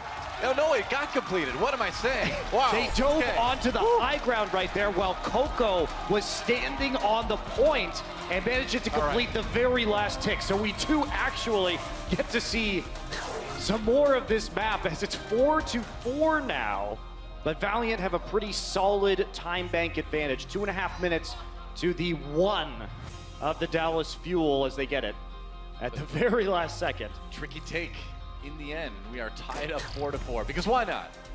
Let's see how high we can push the individual points. I'm loving it. I'm loving it. Oh yeah. The more we get to see these attack-focused compositions and the changes in the tactics, the more fun it is to see Overwatch played at the professional level.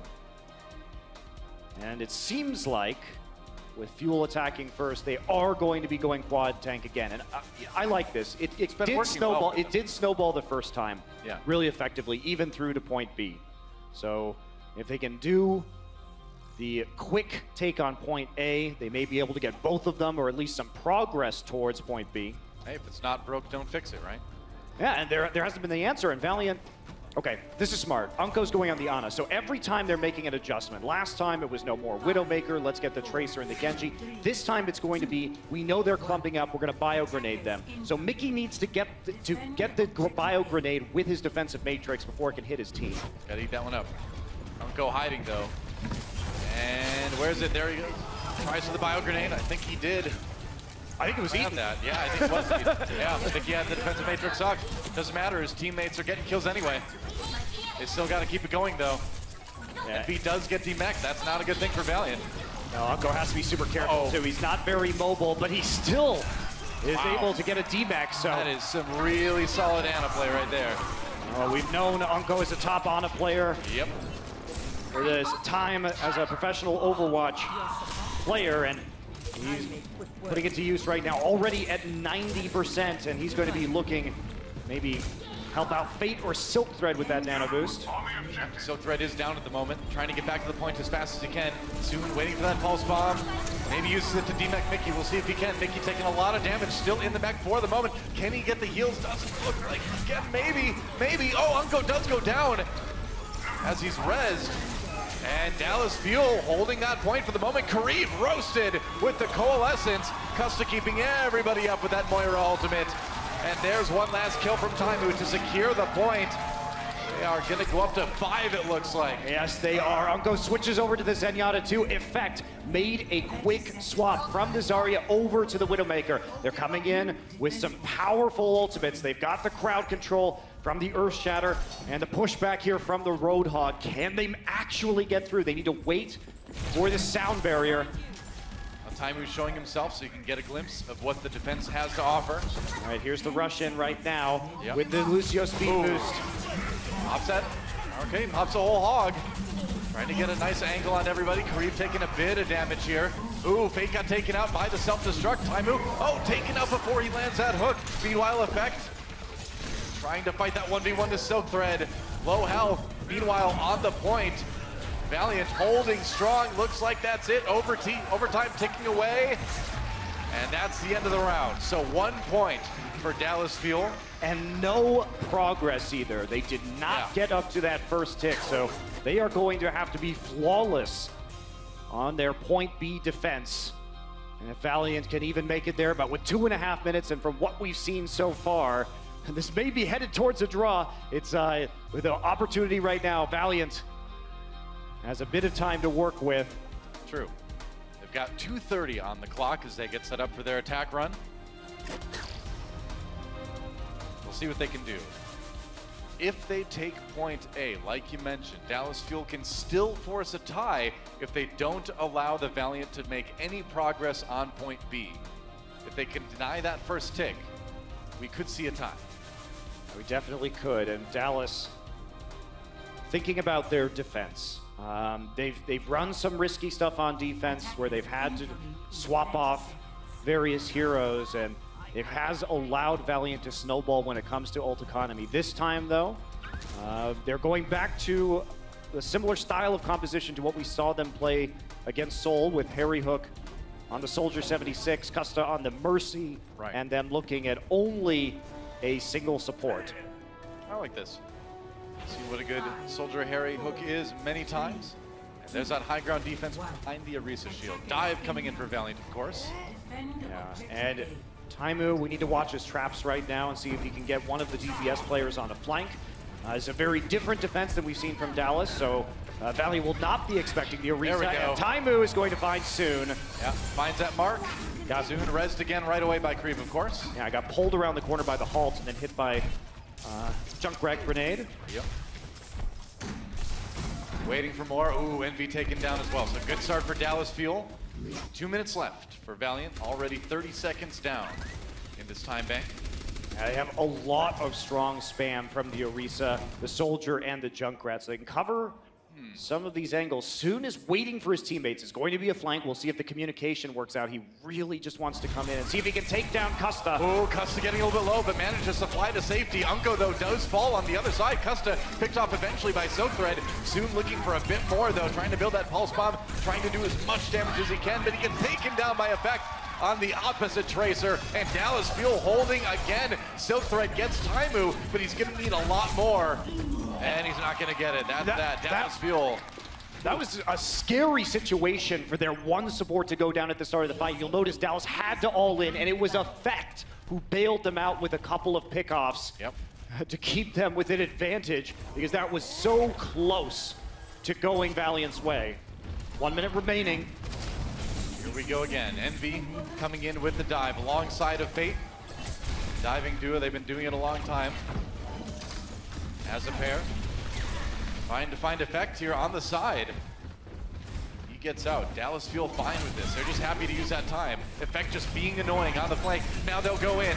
Mickey trying to counter the dive, trying to keep his Fate. Oh, Fate does go down. Trying to keep the supports alive. Soon follows, and Envy already on the way back. 30 seconds remaining. Oh, they can mech him. They did. They knocked him out of the mech, and this is going to be a nasty delay. Look at that, Envy. Oh boy. Yeah, not even killing him. They're going to force him to try and remech right now. 20 seconds left. And Kareem needs to get this ultimate up. Silk Thread has to be a hero with this Dragon Blade. That's right. Envy just desperately trying to rebuild his mech cooldown. 10 seconds left, though. They're going to have to go in either way. Silk Thread has a Dragon Blade. Needs to be a hero with this one. Valkyrie coming out. Silk Thread on the point. Here we go. The dive comes in. Silk Thread looking for targets. There's the Dragon Blade down to half health, though, as he uses it. And he's going to lose the rest of it, too, as Dallas Fuel holding this one. The reses do come in, though, so another chance for LA Valiant to turn this fight around. Silk Thread back in action. In fact, cut down. Mickey on his own. Taimu has to hop away, and there's the Transcendence. Valiant may just have it. They may have done it. Harry Hook on his own with Custa there, but no, they both fall. And it looks like Valiant is going to pull this one out of the fire and at least grab a tie. Yeah, they are. It looks like that's where we're heading, Doa. But can Valiant come back and actually take this point? They committed so many ultimates. Well, Valiant They've got 25 seconds soon. Looking for the pulse bomb. He knows this is the only ticket they've got if they are going to win here on Horizon. He's got to stick to Mickey. He does. There's the stick. Does he get it? No, Coco does go down quickly, though. That may be it. Remember, they only need that first tick. They're going to need more soon. Putting on the damage, trying to find effect in the back. He's low. He gets it. There's a Rezo coming in. Silk Thread has a Dragon Blade. Oh, taken out by Taimu, though. Meanwhile, Mickey on the point. D-Mech, they need that Diva awake. Custa brings Mickey back once more. The Valkyrie trying to keep Dallas Fuel alive. We are in OT. It will be ticking away. Will it be a tie? Can Valiant get anyone back there? They can't. It is a tie, 5-5. A draw on Horizon Lunar Colony. A 5-5 draw after an 8-7 win. This series is nuts, man. I thought, Doa, we weren't going to get a better series this week than Seoul versus Dallas, but this is delivering in a massive way. Well, we are going to take a break, guys. Halftime. When we come back, do not go anywhere. This one is getting crazy here on the Overwatch League. See you in a few.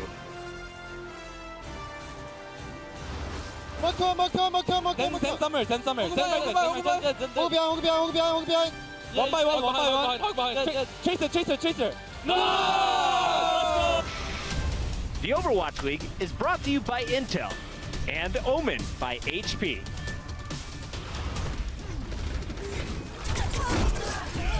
I am taking you to double.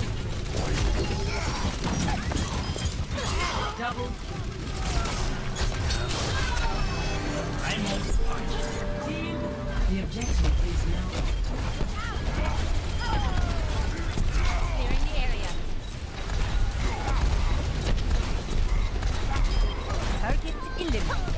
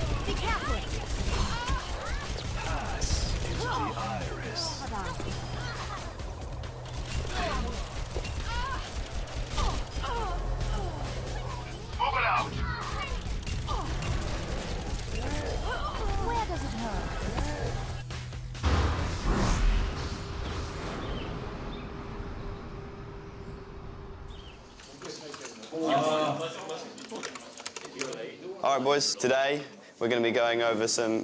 Get off your phone. Today we're going to be going over the same map pool from pre-season, and then we'll be going into scrims against Spitfires. So it should be nice and easy. Right, let's get rolling guys, spin around. Some people drove past this space 6 months ago and saw an abandoned garage. Noah drove past this place and saw the future. The second I saw this space, I saw it in its finished state, and I knew that it would be a really great home for our organization. This is the main attraction of the Valiant facility. This is where we scrim, where we practice, where we do strats. You guys are just playing Overwatch, some are playing calm, some are just talking about the game, some guys relaxing, chilling out. This is basically where the magic happens. We have one of the youngest rosters in Overwatch League, and most of our players are kind of discovering now what it means to be a professional player. If you stretch, over time it will feel better. 1 is good, 10 is really bad. I think it's broken, I'm going to die. 87. Really? You have to stop playing for a couple of days. These guys play a ton of Overwatch every day. They're going to be playing a ton of official matches every season. They need to understand how to balance the demands of playing professional Overwatch with the demands of being an adult and maintaining a real life outside of their job. If they don't, then burnout and early retirement is a very real risk. Oh, shit. Okay, give me all money. One of the benefits about having this facility is you have a clear separation between working and living space. And another one is not just the players are together in here, but you also have all the staff in one location, which is awesome. My favorite part about being in a compound like this would have to be work-life balance. Coming to an actual office space makes everything feel more official. I think it also gives us a better environment to just, you know, kind of be ourselves and have fun. Come on! It's kind of a dream come true. How? How do I beat that? We get to be here amongst each other all day. We get to hang out. We get to do other things. We get to eat lunch together. We're building synergy and we're building communication with each other, and it's just helping us all around. I feel if we utilize the talent properly, we can definitely come out on top. There's a lot of good character within the team, a lot of great personalities. People are getting along well. We're just working on like the general cohesion of everybody. It's super exciting for the players that they're going from one phase of life and all of a sudden part of this incredibly dynamic, game-changing time in sports and entertainment. They have this unmatched hunger and desire to be the best at this game that I think you only really find in these younger rosters. Obviously time will tell, but we're practicing hard and we do expect to win. Welcome back, ladies and gentlemen. This is your halftime show. I'm your host, Chris Puckett, and we have so much to break down. This has been, what, an hour, 20 minutes? And we're only 2 games into this thing. We got Bren's Sideshow once again. And let's jump right into this with Junkertown. Start the clips rolling as we start talking about the chaos here. So many different looks throughout this game. And Sideshow, I want to get your thoughts when you saw the Junkertown map was in the rotation. What were you expecting coming in? So we've seen what Dallas Fuel like to run. It's a similar composition to what you see on your screen at the moment, but we've seen Harry Hook a lot of the time on the Bastion when the team is pushing. And so the question marks came for the Los Angeles Valiant. How were they going to deal with it? What kind of compositions were they running? And that both teams were playing very similar styles and succeeded phenomenally on attack. Yeah, all around, I gotta say, a few individual players who I really wanted to point out. To be honest, Envy on the Roadhog as well was matching Taimu. Taimu looked like he was the star to show on Junkertown on his first map, but they had very equal amounts of hook accuracy, roughly around 60% for both of them. So Envy was really sort of the unsung hero for Valiant. There were so many unsung heroes. You had Soon playing Widow, Effect having incredible Widow plays. You had Kareev pulling out the Widow at times as well. I mean, I focus on the snipers. It's the flashy stuff. But honestly, we just saw so many different plays. Who had the biggest impact on game number 1? How did we see that first victory go in favor of the Valiant? It's got to be Soon. The guy, I go on and on and on about this man because he is actually one of the best players on Valiant. He enables them to do so much on Tracer, on various roles. He's actually playing so many different things. I mean, we've got some statistics here. This was actually in game number 2, but I wanted to point it out because goodness me, man. Look at those eliminations. 58 eliminations, 10 deaths, 40% weapon accuracy. That's ridiculous stuff for a singular game. They didn't even win this one. Map number 1 is even more impressive because his Bastion statistics, he had something like 30 plus assists with only 6 deaths to his name, really just synergizing well with the rest of the team. And you look back in time and you remember contenders. that was the Immortals lineup before they had Soon. They didn't even make it to the playoffs. You add Unko into the mix, you add Soon to this mix, Silk Thread into the mix. This is now a juggernaut Western lineup. Let's talk about the closure, though, in Junkertown, because we saw this, it finished 8-7, 15 Crazy, points. Valiant captured 5 of them in overtime. Sideshow, what did we see from both teams when it comes to the compositions at the end of the game? Yeah, they were both kind of matching each other the whole way through, and they got 2 full completions, and then we saw Dallas Fuel adapt. They thought that they could hold really close with this quad tank setup that we saw a lot in map 2 as well, but as soon as they gave the Valiant space and they could spread out, as you see here, this strategy failed. So then they move on to dive. This is something we've never seen before in a tournament from Dallas Fuel. Taimu on the Winston and Seagull playing Genji, but by this point they had too many ultimates up on the Valiant, and they were able to crush this and keep the snowball rolling. And it was almost unstoppable for the Valiant. Dallas Fuel had so much work to do on their attack, which we're now seeing, and this was the winning moment. Mickey's the only player alive on the cart. Taimu's just trying to get there, but as the overtime ticks away, Custer flies in for the res, but it's all too late. And just that tiny little slip-up had stopped them going toe-to-toe with the Valiant. It's honestly crazy how they managed to cap so many points into the overtime compared to Dallas Fuel. Dallas Fuel had about 4 minutes to cap as many points as LA Valiant did, but LA Valiant in the overtime, they had 1:06 to push this one to the end on Junkertown, and yet they still managed to edge out the win on this map. Can we take a moment and just give both these teams a round of applause? That's just for Junkertown. That's just for Junkertown. The action continued going into game number 2. We went to Horizon, and what blistering speeds we saw in the first attack. You look at the clock, the time bank for Valiant after their first attack, 6:13. I'm like, there's no way Dallas Fuel keeps up with this. They come back, finish it with 6:33 on the clock. They keep trading blows back and forth, and not only was it a battle of the mechanics in the game, Sideshow, but once again, it came down to a lot of composition battles. It definitely did. The Valiant played more what you would think of as their traditional style, aggressive play. Silk Thread playing a lot of the Genji, they're playing dive, they're right up in their face. Dallas Fuel on the other side of it played a huge amount of this quad tank setup, just rolling through. So much health pools, very difficult to stop, and Los Angeles Valiant had to really focus on picking off their support players, make sure they get onto Harry Hook and Custer with those Dragon Blades coming out from Silk Thread. Otherwise, this quad tank setup is almost unstoppable. And again, we saw so many completions, such a high-scoring game. Yeah, I particularly want to highlight the ultimate economy throughout that entire second map for LA Valiant. It was looking so good, but Dallas Fuel just had, once again, the edge over them numerous amounts of times with this quad tank. It really threw them off guard a little bit. LA Valiant were trying to make adaptations throughout the entire game. They were trying to change a hero there, a hero here.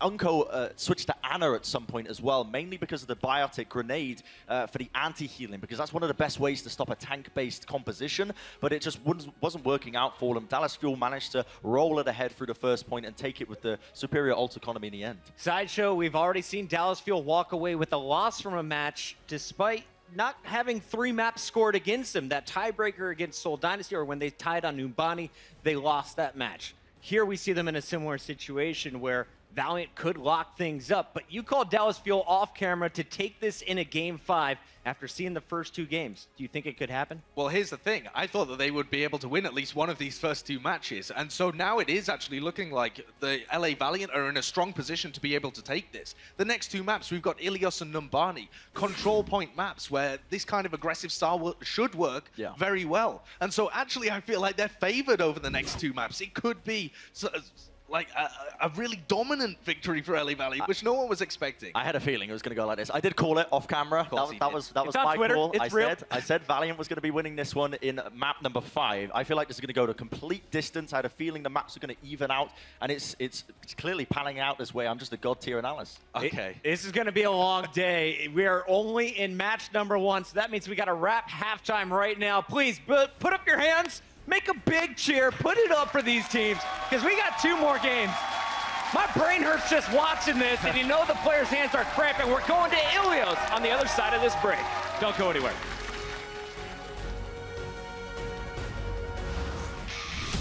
The Overwatch League is brought to you by Toyota. Let's go places.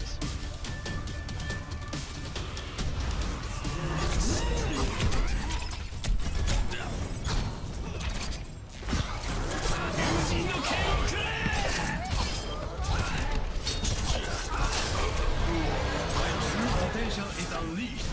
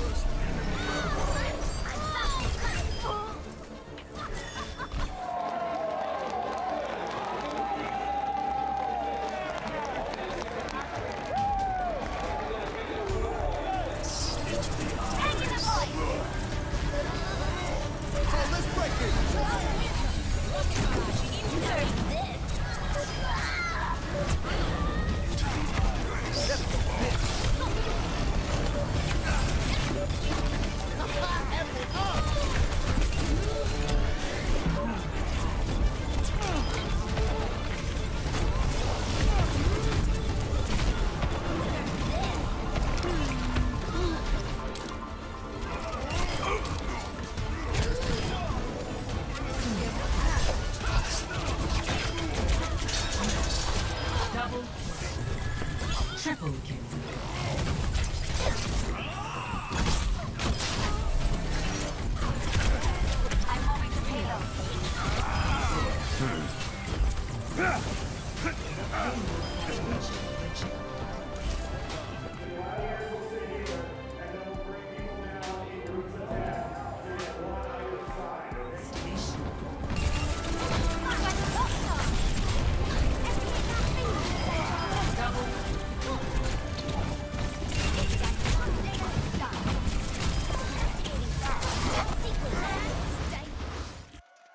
Dallas Fuel. There goes Mick. Seagull gets him immediately. Unko, though, he knew exactly what he was doing. All plan, boys, he says.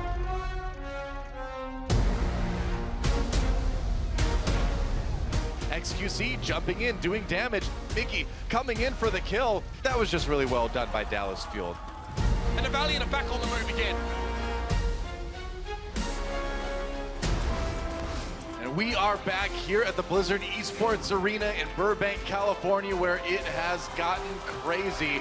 One tie and a win for LA Valiant so far in this series. And Dallas Fuel, we knew this was going to be a close match, but a lot of us were expecting, oh no, not the dab. A lot of us were expecting Dallas to come out top. No, I said not the dab! No! I think these are the substitutions you really want Chips. Coming into Ilios. Don't do this to me, Chips. Chips Hyan coming in. Oh, no. It hurts. Oh. And we do have, of course, Seagull this time coming in for Taimu. And we only saw Seagull in their first map up against LA Seoul. Start that again. Up against Seoul. But I think that the effect Seagull combination on Ilios is what you really want to play if you're Dallas Fuel. And this is a must-win map for them because they drew on Horizon. If they don't win Ilios, they will not have a chance to win this match. Right, that's right. Because the winner is the team that wins the most maps out of the four. That's kind of how it works. Dallas has to win on Ilios. Yeah, because even if they win the final one, they'd still be down 2-1 with a draw. So Ilios is it. And this was the map they lost most convincingly to Seoul. You know, I suppose if there is another tie on the hybrid map in map 4, then we could still go into the tiebreaker. Because it'd be 1-1. If Dallas wins this one, then they tie. Yep. They got a chance. They got a chance. It'd be weird, but they have a chance. Well, we are going to Ilios, guys. It is our control map best of 3, of course.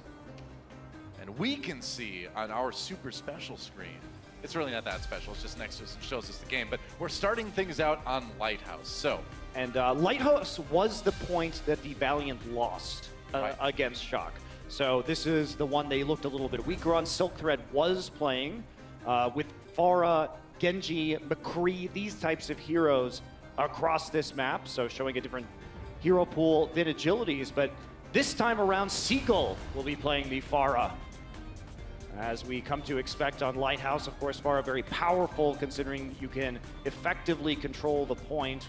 People have to walk into a contained space against those rockets. And Seagull's become such a great pickup for this team because we knew they needed a good Pharah.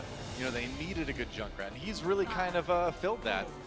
Oh, and a new healing record for Custa's Moira. 16 casual 16K for 10 minutes. She does a lot of healing. We'll just put it that against clustered tanks, yes. Yeah, that's when you're doing the quad tank, that helps out. Here we go. Seagull, like we mentioned, on that Pharah. It's Silk Thread on the Pharah on the other side. Yeah, we do have Harry Hook on the Lucio though, so back to a comfort support pick for him. Right. But will be slightly less effective in that focus firing without the orb. Good for those air-to-airs. Zenyatta. Oh, hello. Winston, what are you doing up here? It's Pharah territory. Harry goes down, gets brought back up again by Chips, of course. Effect falls soon afterwards, though, and Dallas finds himself short-handed. Valiant already with half of that control meter built up to start the control percent going. Yeah, this might just have to be a slow stall on the point right here. Could be. Seagull is going to try and escape if he can. Decides that he's not going to make it back, and the help of the Orb of Discord, he will fall. The Valiant will start building up their control percent first. Yeah, you can see Soon lurking near the top there, trying to find those flanks as Dallas comes in. On board with them now. He's got the pulse bomb ready to go. Is he gonna find anybody? Well, he gets caught early. Dallas being slowed up quite a bit on their approach. Right. You see them dive all the way over to the other side. Fate will kill Chips Hayam. Yeah, that's right. Meanwhile, the pulse bomb for Soon not getting any kills either, but losing Chips early, losing that Mercy, hurting Dallas quite a bit. They're trying to get to the point, but I think they may just have to try to back off again. Effect falls to the self-destruct. That's interesting. Either way, it looks like this attack for Dallas is not going to go their way. Envy now has 2 kills on Effect so far, so he looks like he's just being put on Effect killing duty, who did cause a lot of trouble for the supports of the Valiant in their previous maps. You know, one thing that Valiant has been good at recently is looking at teams, looking at everybody bunched up and finding who they can sort of carve off of there to take out. They're really good at kind of being the lion, separating the weak from the herd. And that's right, and Effect often goes very deep. He is a player that plays far away from his teammates a lot of the time. Soon gonna chase him down right now. Harry Hook low, Harry Hook not gonna quite go down. Oh man, that was close. Soon gets brought up by Karib again. He did fall. Silkthread looking for another one. There's the barrage. He uses it. No other kills. He did get Seagull out of the way though. Meanwhile, Transcendence going on in the point as the rest of his team tries to fight off the fuel. And that was basically all of the ultimates except for Mickey's, used by both of the teams in that engagement. Fuel still on the point though, but 90% for the Valiant. This may be a clean 100-0. Yeah, it's looking rough for Fuel so far. No more members around. Looks like it's only Seagull, and he can't take the point. Not with Mickey out of the way. OT ticking down. Meanwhile, Seagull comes back in. He goes for the Desperation Barrage. Does demech Envy, but that's about all they're going to get. How long can Effect delay it? Not long. And LA Valiant will take a smooth point A. Yeah, this was the worrisome map, clearly, with how much Dallas Fuel struggled against Seoul. It was their worst map by a large margin. And now Valiant going to be heading to 2 points that they won against San Francisco and feeling pretty comfortable. Well, this is looking great for Los Angeles Valiant right now. You know, again, a win on this map would solidify them a win in this 4-map series. Still play the last map, of course, because individual map score becomes important later in the season, so you don't want to stop there. But this is big. 1 round away for LA Valiant from taking this series over Dallas Fuel. And they are going to be playing Effect back onto the Widowmakers. Same with Soon. Soon was dominant on Ruins in the Widow matchup against Baby Bay's Widowmaker and the San Francisco Shock. Effect's Widowmakers look so good recently, though. He might have met his match. We'll find out. Dallas coming through that high ground soon, looking for those shots. Ooh, Seagull a little bit low already. And demech though, Effect going to work on the Widow on the blue side. Soon getting forced back. There's a dive from Mickey. Escape to the high ground. Seagull with kills on both supports though, and Soon jumped on by XQC, and it will be Dallas taking the point first. Seagull and Mickey did a great job of hunting down Soon on that Widowmaker, and they'll get that control percent rolling. So can they hold it? Silkthread's still alive, very far back on the point right now. He is behind Harry Hook and Chips Hayam. He's starting to make his move in. Harry Hook knows he's there. Oh, Effect. Gotta be careful. Takes a shot from Soon. You can see him. Got that mine. Oh, meanwhile, oh, nice shot onto Silkthread, doing most of the damage they needed to kill him. Dallas holding. They're defending a little bit farther up now.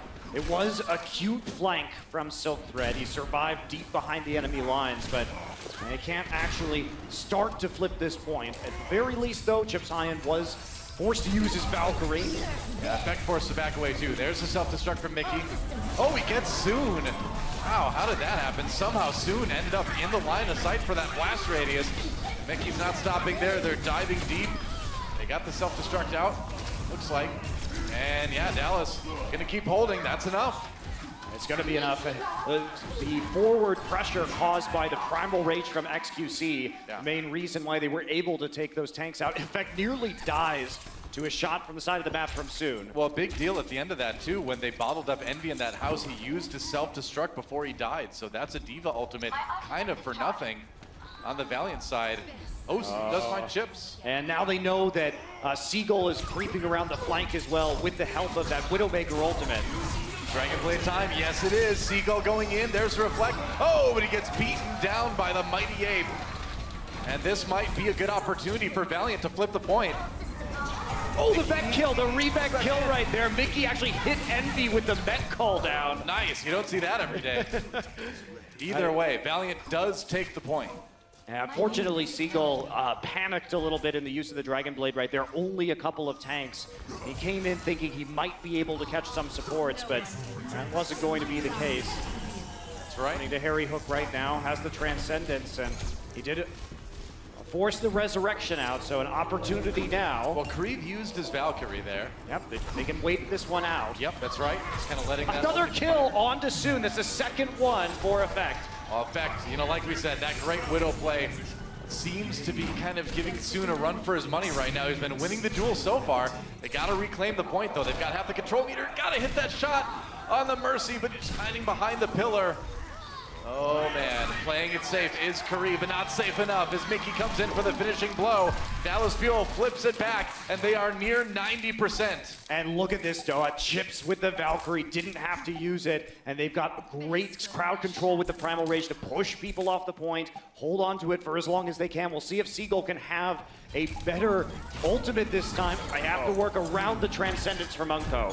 That's right. See if we can get a little bit more out of that Dragon Blade. The dive, trying to be countered. Harry Hook falls early via Silk Thread. Now Transcendence used by Unko. They do just use it to flip that point once more. Effect does fall.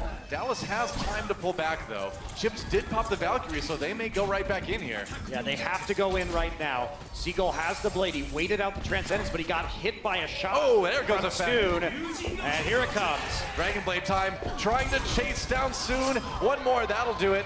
Now he looks for more kills, but the rest of the team far away, so it was a big chase. Seagull's just gonna try to flip the point himself, but he needs more people there for that. Yeah, Seagull just hasn't found the targets on the Dragon Blade so far in this game. Not gonna find a mega health back either. Has to fall all the way back to his supports. He tried to draw Valiant back, and he did succeed in that, but now Mickey falling. Near 90% for Valiant this time around. Dallas has one more attack. We could see this one go 99-99. Effect needs to kill this Valkyrie so quickly, and he's not going to find it. The shield from the Winston enough, and Fate will turn around and finish him. He didn't get the help back in time. XQC, meanwhile, looking to dive in. They're desperate now. We're into OT. This is the match on the line for Dallas Fuel, and the kills coming in for Silk Thread and the rest of Valiant. Another Pulse Bomb ready to go. He may not even need it. Throws it in possibly for fun. Nope, he's gonna hold on to it. OT ticking away, and Valiant will take the series as they take Ilios. 2-0. Yep, I suppose there is still a slight chance. Oh, no, there's not. They won. Yeah, unfortunately, Dallas Fuel is playing for map score right now. This is an important tiebreaker moving forward. They come back, they can at least cut this lead just a little bit, but Valiant will be walking away with the match win. We'll see if they can do just that after this break. We'll be back with map number 4 after this. The Overwatch League is brought to you by Intel and Omen by HP.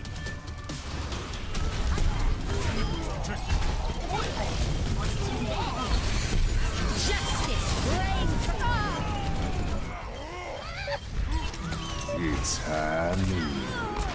Like shooting fish in Heroes never die. I require healing.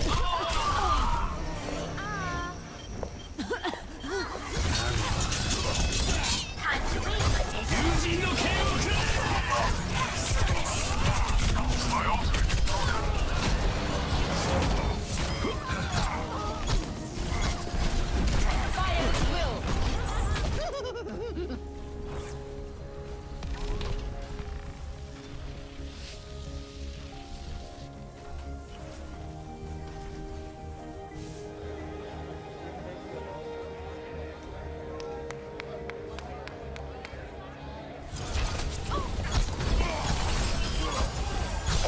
Double kill.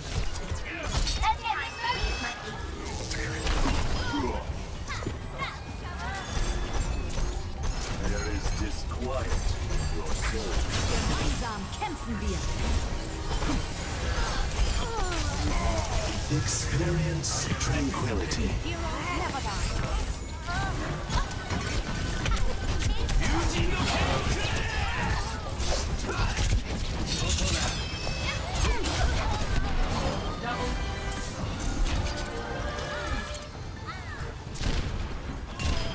Good. Clearing the area.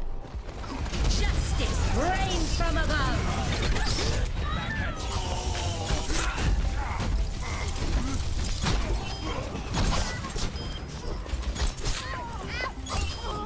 Protect the payload.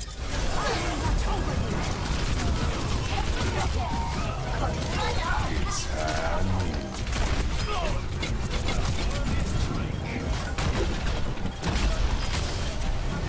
I'm on fire!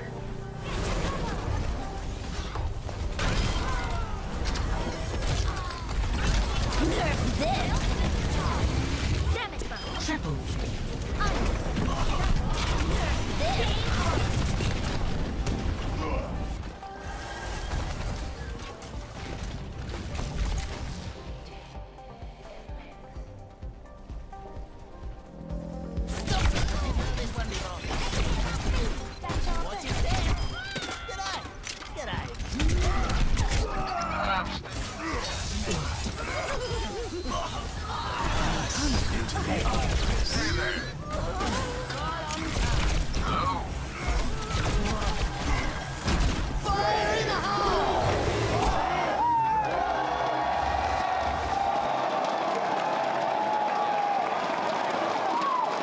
Hide from my sight.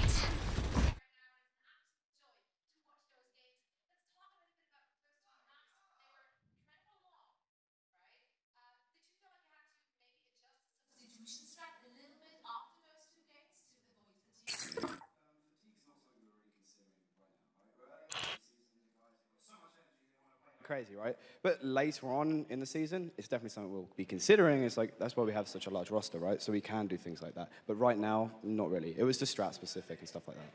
All right. Now, looking ahead, map number 4, Numbani, what do you have to do to win? We're just going to continue playing clean. Do what we did the other day, how we played Numbani, and just, yeah, close it out, basically. Well, best of luck to you and your team. Thanks a lot for joining me. We're heading back for all the action. Map number 4. Guys, take it away. All right, thank you, Zoe. Map number 4 coming at you. Dallas Fuel versus LA Valiant. LA Valiant already the victors in this series, but again, the map points become important towards the end of the stage. We got to play all 4 maps out. I want to anyway. I wouldn't want to end it early.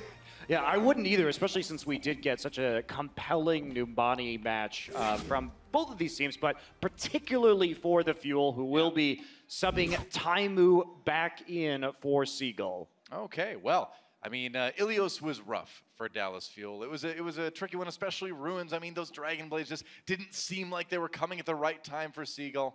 Well, part of it, too, is you have to remember that a lot of this is communication. So he seemed like he didn't know a lot of the time where the supports were or where the members of the enemy team were. And that comes down to, are his teammates feeding him the proper information? Because, of course, he's not going to be able to see the entire map at one time. So it is always a team effort on these kind of plays. That's right. Communication is key. As we look at our next map, it's going to be Numbani, our hybrid map, to end things here for our first series. Still 2 more in the day to go, but this is where it's all going to conclude for LA Valiant versus Dallas Fuel. For now, man, I love this stage. I feel like I'm in Numbani right now.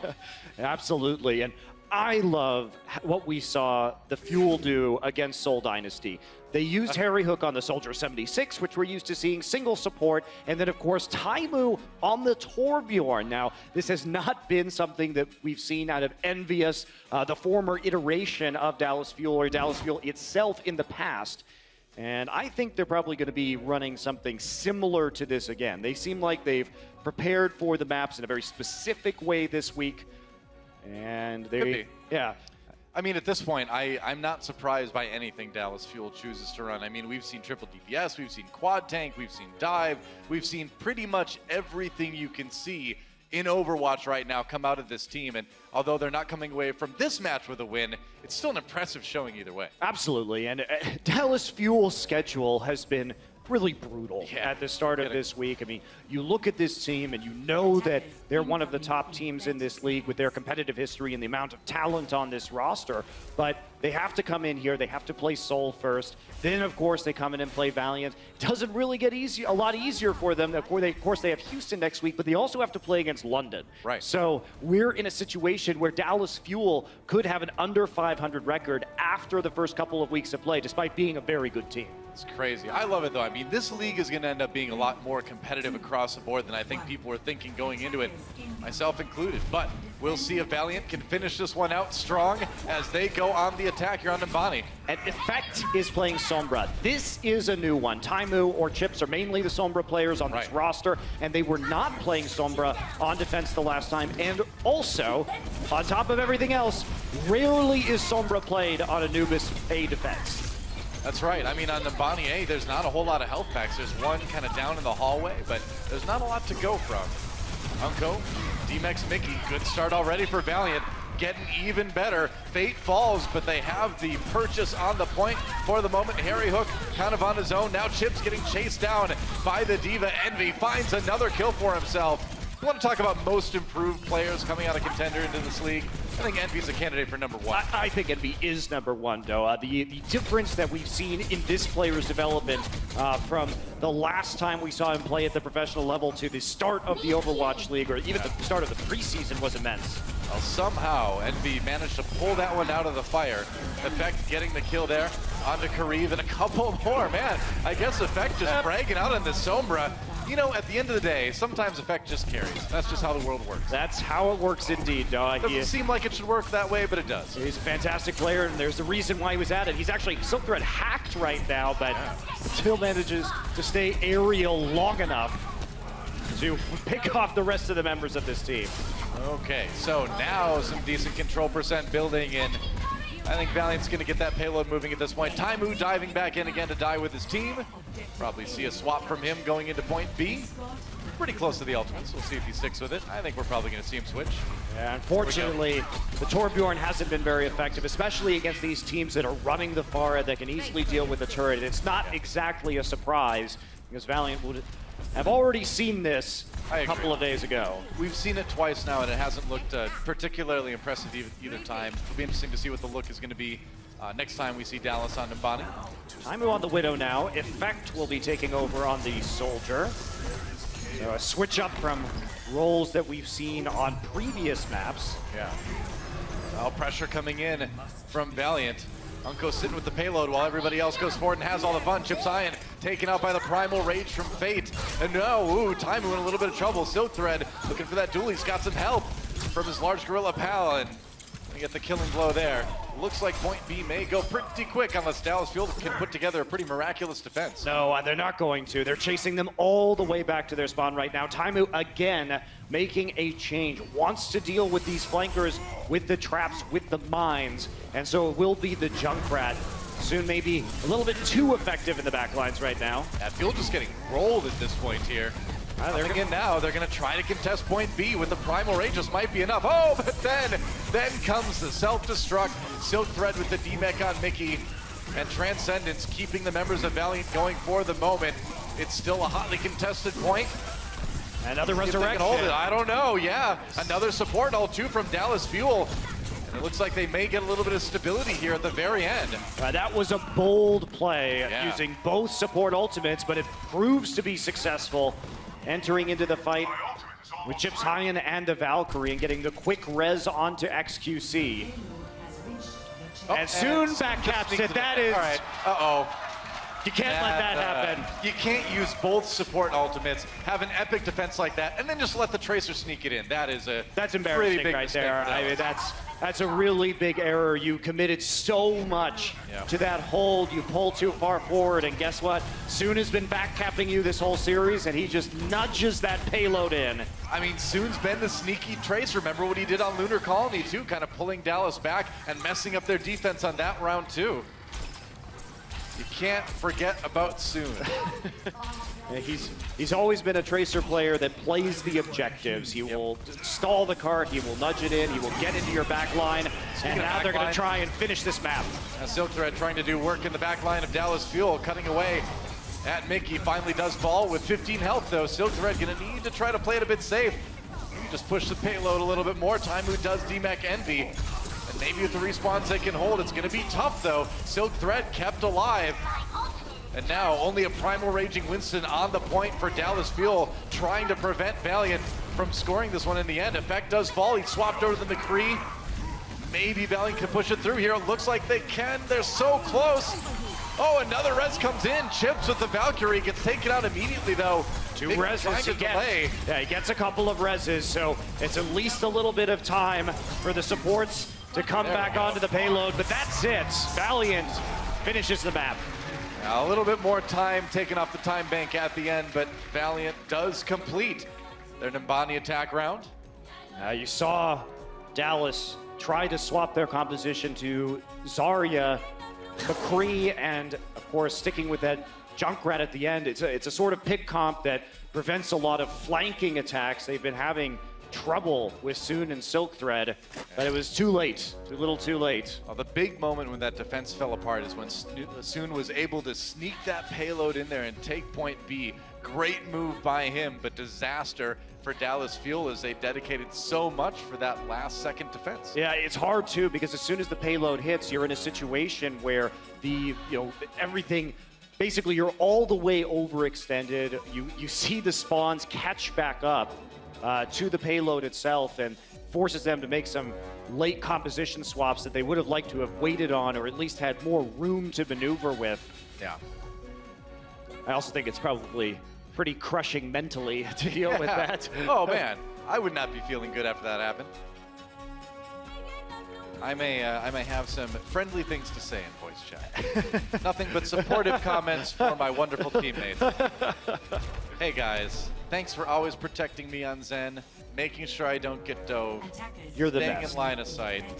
You guys are the best. That's what I would be saying if I was Dallas Fuel right now. Well, back to a very standard composition on defense for the Valiant.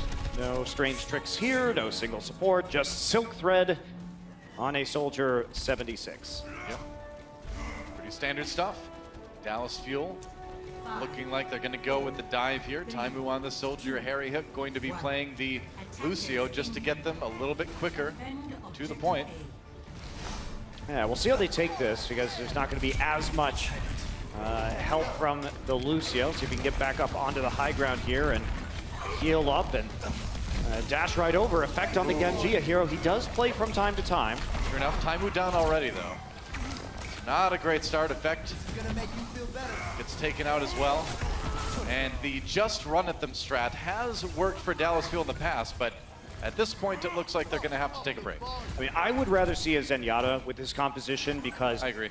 You're basically, the strategy is to poke them with the Soldier 76 and then try and finish off a kill with effect if you can at close range. So that little bit of extra damage from the Orb of Discord can be quite useful if you're going to do that to a frontline tank. Gonna be quite a bit of extra damage. Chips has the Valkyrie though. Here's a moment where maybe Dallas Fuel can push through. XQC does go down, but he gets brought back up immediately. Mickey now out of the mech. And that high ground, Dallas Fuel split themselves up so much to come onto this point here. Yeah, they did chase Taimu off, but now Taimu has regained his positioning on the high ground. Mickey here trying to get his mech back. Primal Rage now coming in for Fate as they try to hold the point. Taimu on the run once more, but meanwhile, his teammates still fighting it out. Mickey taken down though, and there goes Taimu. And this may not work out for Dallas in the end unless there's a big turnaround here. And Effect may do just that. Will he pull out the Dragon Blade? He will. Going in. Oh, taken down. Silk Thread with the tactical visor on Soldier 76. Helps the Valiant hold strong. Yeah, they're going to get one resurrection onto Harry Hook. Oh boy. And that's a sound barrier. They don't have any damage though, so I don't know how they were going to kill that tank. Well, 2 supports and a tank for Dallas as everybody else catches up to that fight. Oh boy. They just tried to sustain. I feel the panic button being pressed by Dallas Dallas right now. I mean, Harry Hook may just want to swap off. Chips came back in and just got the resurrection because Harry Hook was the closest to cover where he could safely resurrect. But using that sound barrier is really the disaster. You see Silk Thread has the easy time killing these players all in the open, and they do end up trading blow for blow, ult for ult on the point. A scary moment as the Dragon Blade came out for effect, but Silk Thread ready. That tac visor. Here comes Dallas Fuel again. They've got their own tac visor. See if they can use it. Fate, Primal Rage built up again. They're gonna just chase Dallas back. Whoa, that is not good. Oh boy, goodbye, Lucio. Has been building up his Primal Rages incredibly quickly because of how bunched up Dallas Fuel have been. He chased Taimu all the way across the map in the last fight and got it already back up. Well, Taimu did kill Envy with that tac visor, so the Diva was out of the way. They had no tanks on the point defending, so maybe an opportunity for Dallas. They get the first tick at least. Mickey scrambling to try to keep this push going here. He's gonna get demec'd. XQC falls as well. Transcendence comes in for Unko. Ooh, they used both support ultimates there. Yeah, Unko with the trans. That was not needed in that scenario. They do end up popping it. This has been an issue for Unko on previous rosters where stacking of support ultimates back on his former team Rogue was the norm. We'll see if it hurts them here. There aren't any support ults on the other side. 30 seconds. Chips needs to get that Valk up quickly. Yeah, at least they've got that one tick, but man, if you don't get any more, that's a big problem. Dallas, they need to get this push going fast. Chips used the Valkyrie, had to get effect up and available. Can they get the Valkyrie or the Mercy? No, it's out of line of sight. All right, tac visor for Silk Thread. A lot of damage done already. It's looking pretty good for Valiant. I gotta say, Harry Hook taken out. Mickey, the last man standing on the point. Maybe a few more can get in there. Effect has a Dragon Blade, but can he get there in time? Time ticking away, and that is it. LA Valiant will take Numbani, and they will take the series 3-0. 3 wins and a tie will be the result of this match between them and Dallas Fuel. And obviously, Doa, even though the last couple of maps were one-sided, doesn't really do justice to how close the first two in this series were. Really.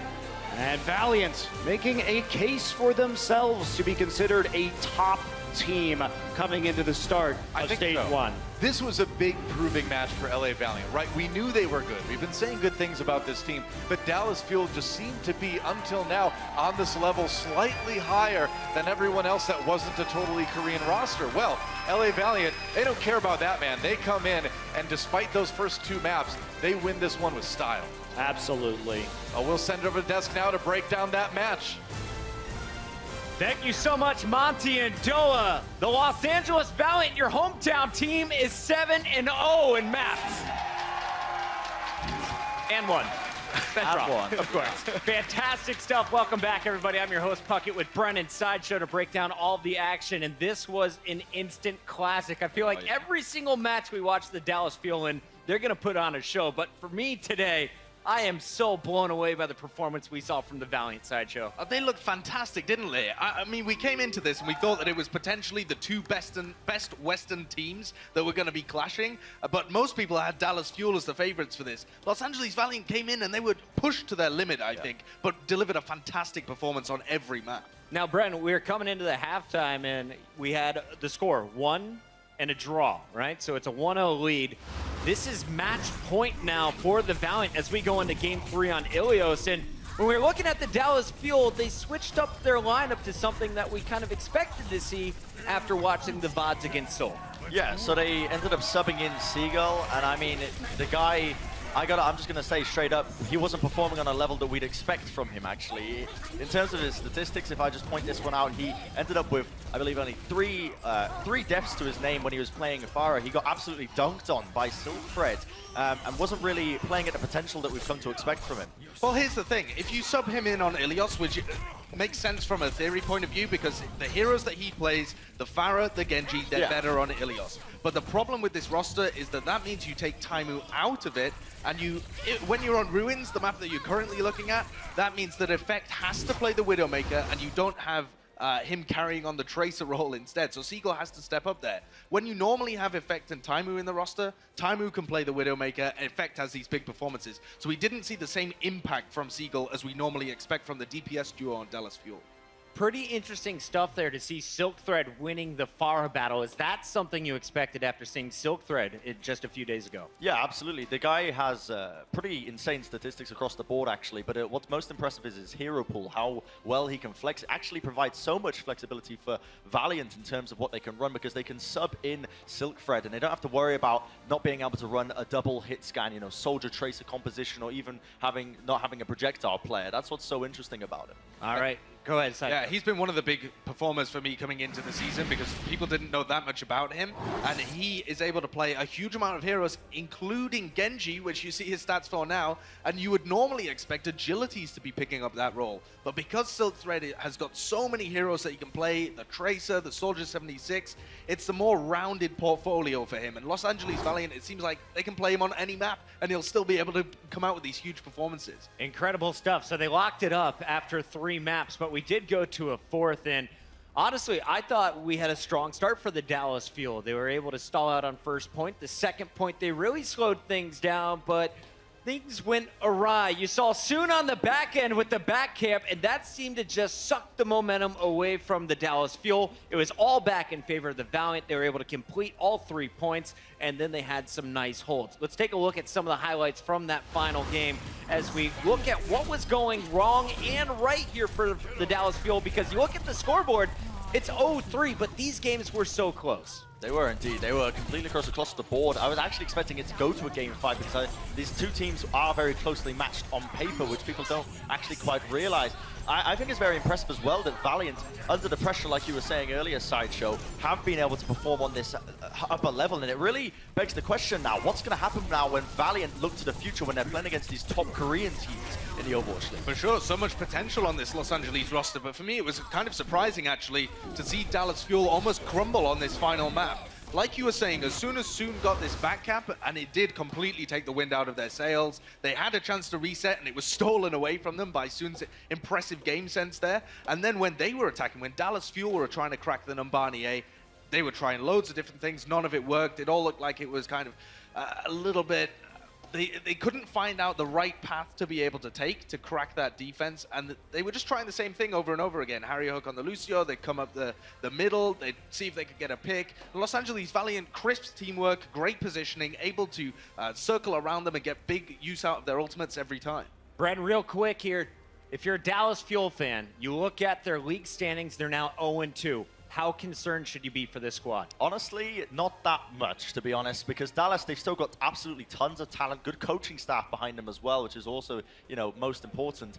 The whole team is going to pick this up, to be honest, and they're up against 2 very good teams. They went up against Seoul Dynasty. I mean, you're going to come out with some bruises in that scrap at the end of the day. Absolutely. Let's be real. And Valiant, who I predicted to be actually one of the tougher contenders for Dallas in the first place anyway, so you can't be too concerned. I still feel like later into the season we're going to see them performing a lot better. All right, let's put a bow on this one and wrap it up. And we got to do it with our player of the match, sponsored by Omen by HP and Soperli Popet.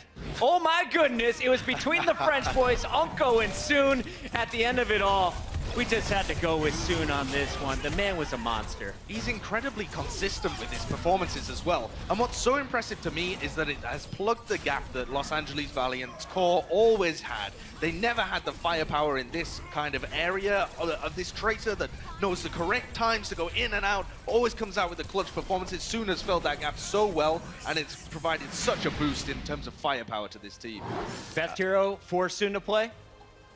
It's got to be the Tracer all around. I mean, you can see right here with the statistics. I mean, this is across all of the maps that he's played. Look at those stats. Just 109 eliminations compared to his 19 deaths. Average time alive of around 1.5 minutes. This is his play style. It's unorthodox. He goes into the back lines, causes the distraction plays, which we saw on Numbani when he managed to get the back cap. The guy is all around one of the most consistent players in the league at this moment of time. Looking forward to another great battle. When we return, we have our second match of the day. Final thoughts on this one, Sideshow. I know you wanted to jump in. Yeah, I think that when you were talking about Dallas Fuel, do they have anything to be worried about? Previously, we've seen them dominate in Overwatch history. Now there's been such consolidation of talent coming into the Overwatch League. They have competition. There are Western teams that can step up to them. And so they've got to stay on top of their game here, I think. It's going to be really difficult, actually, for them to stay so far ahead of the pack, as their fans are expecting. LA Valiant are only one of the teams that could do this to them. So many more games to go. A fantastic way to start today. Spread the word on Twitter, all over your social media. When we return, we got another great one for you. It's the Florida Mayhem taking on the Boston Uprising. Who's going to walk away with their first win of the week? We'll find out soon.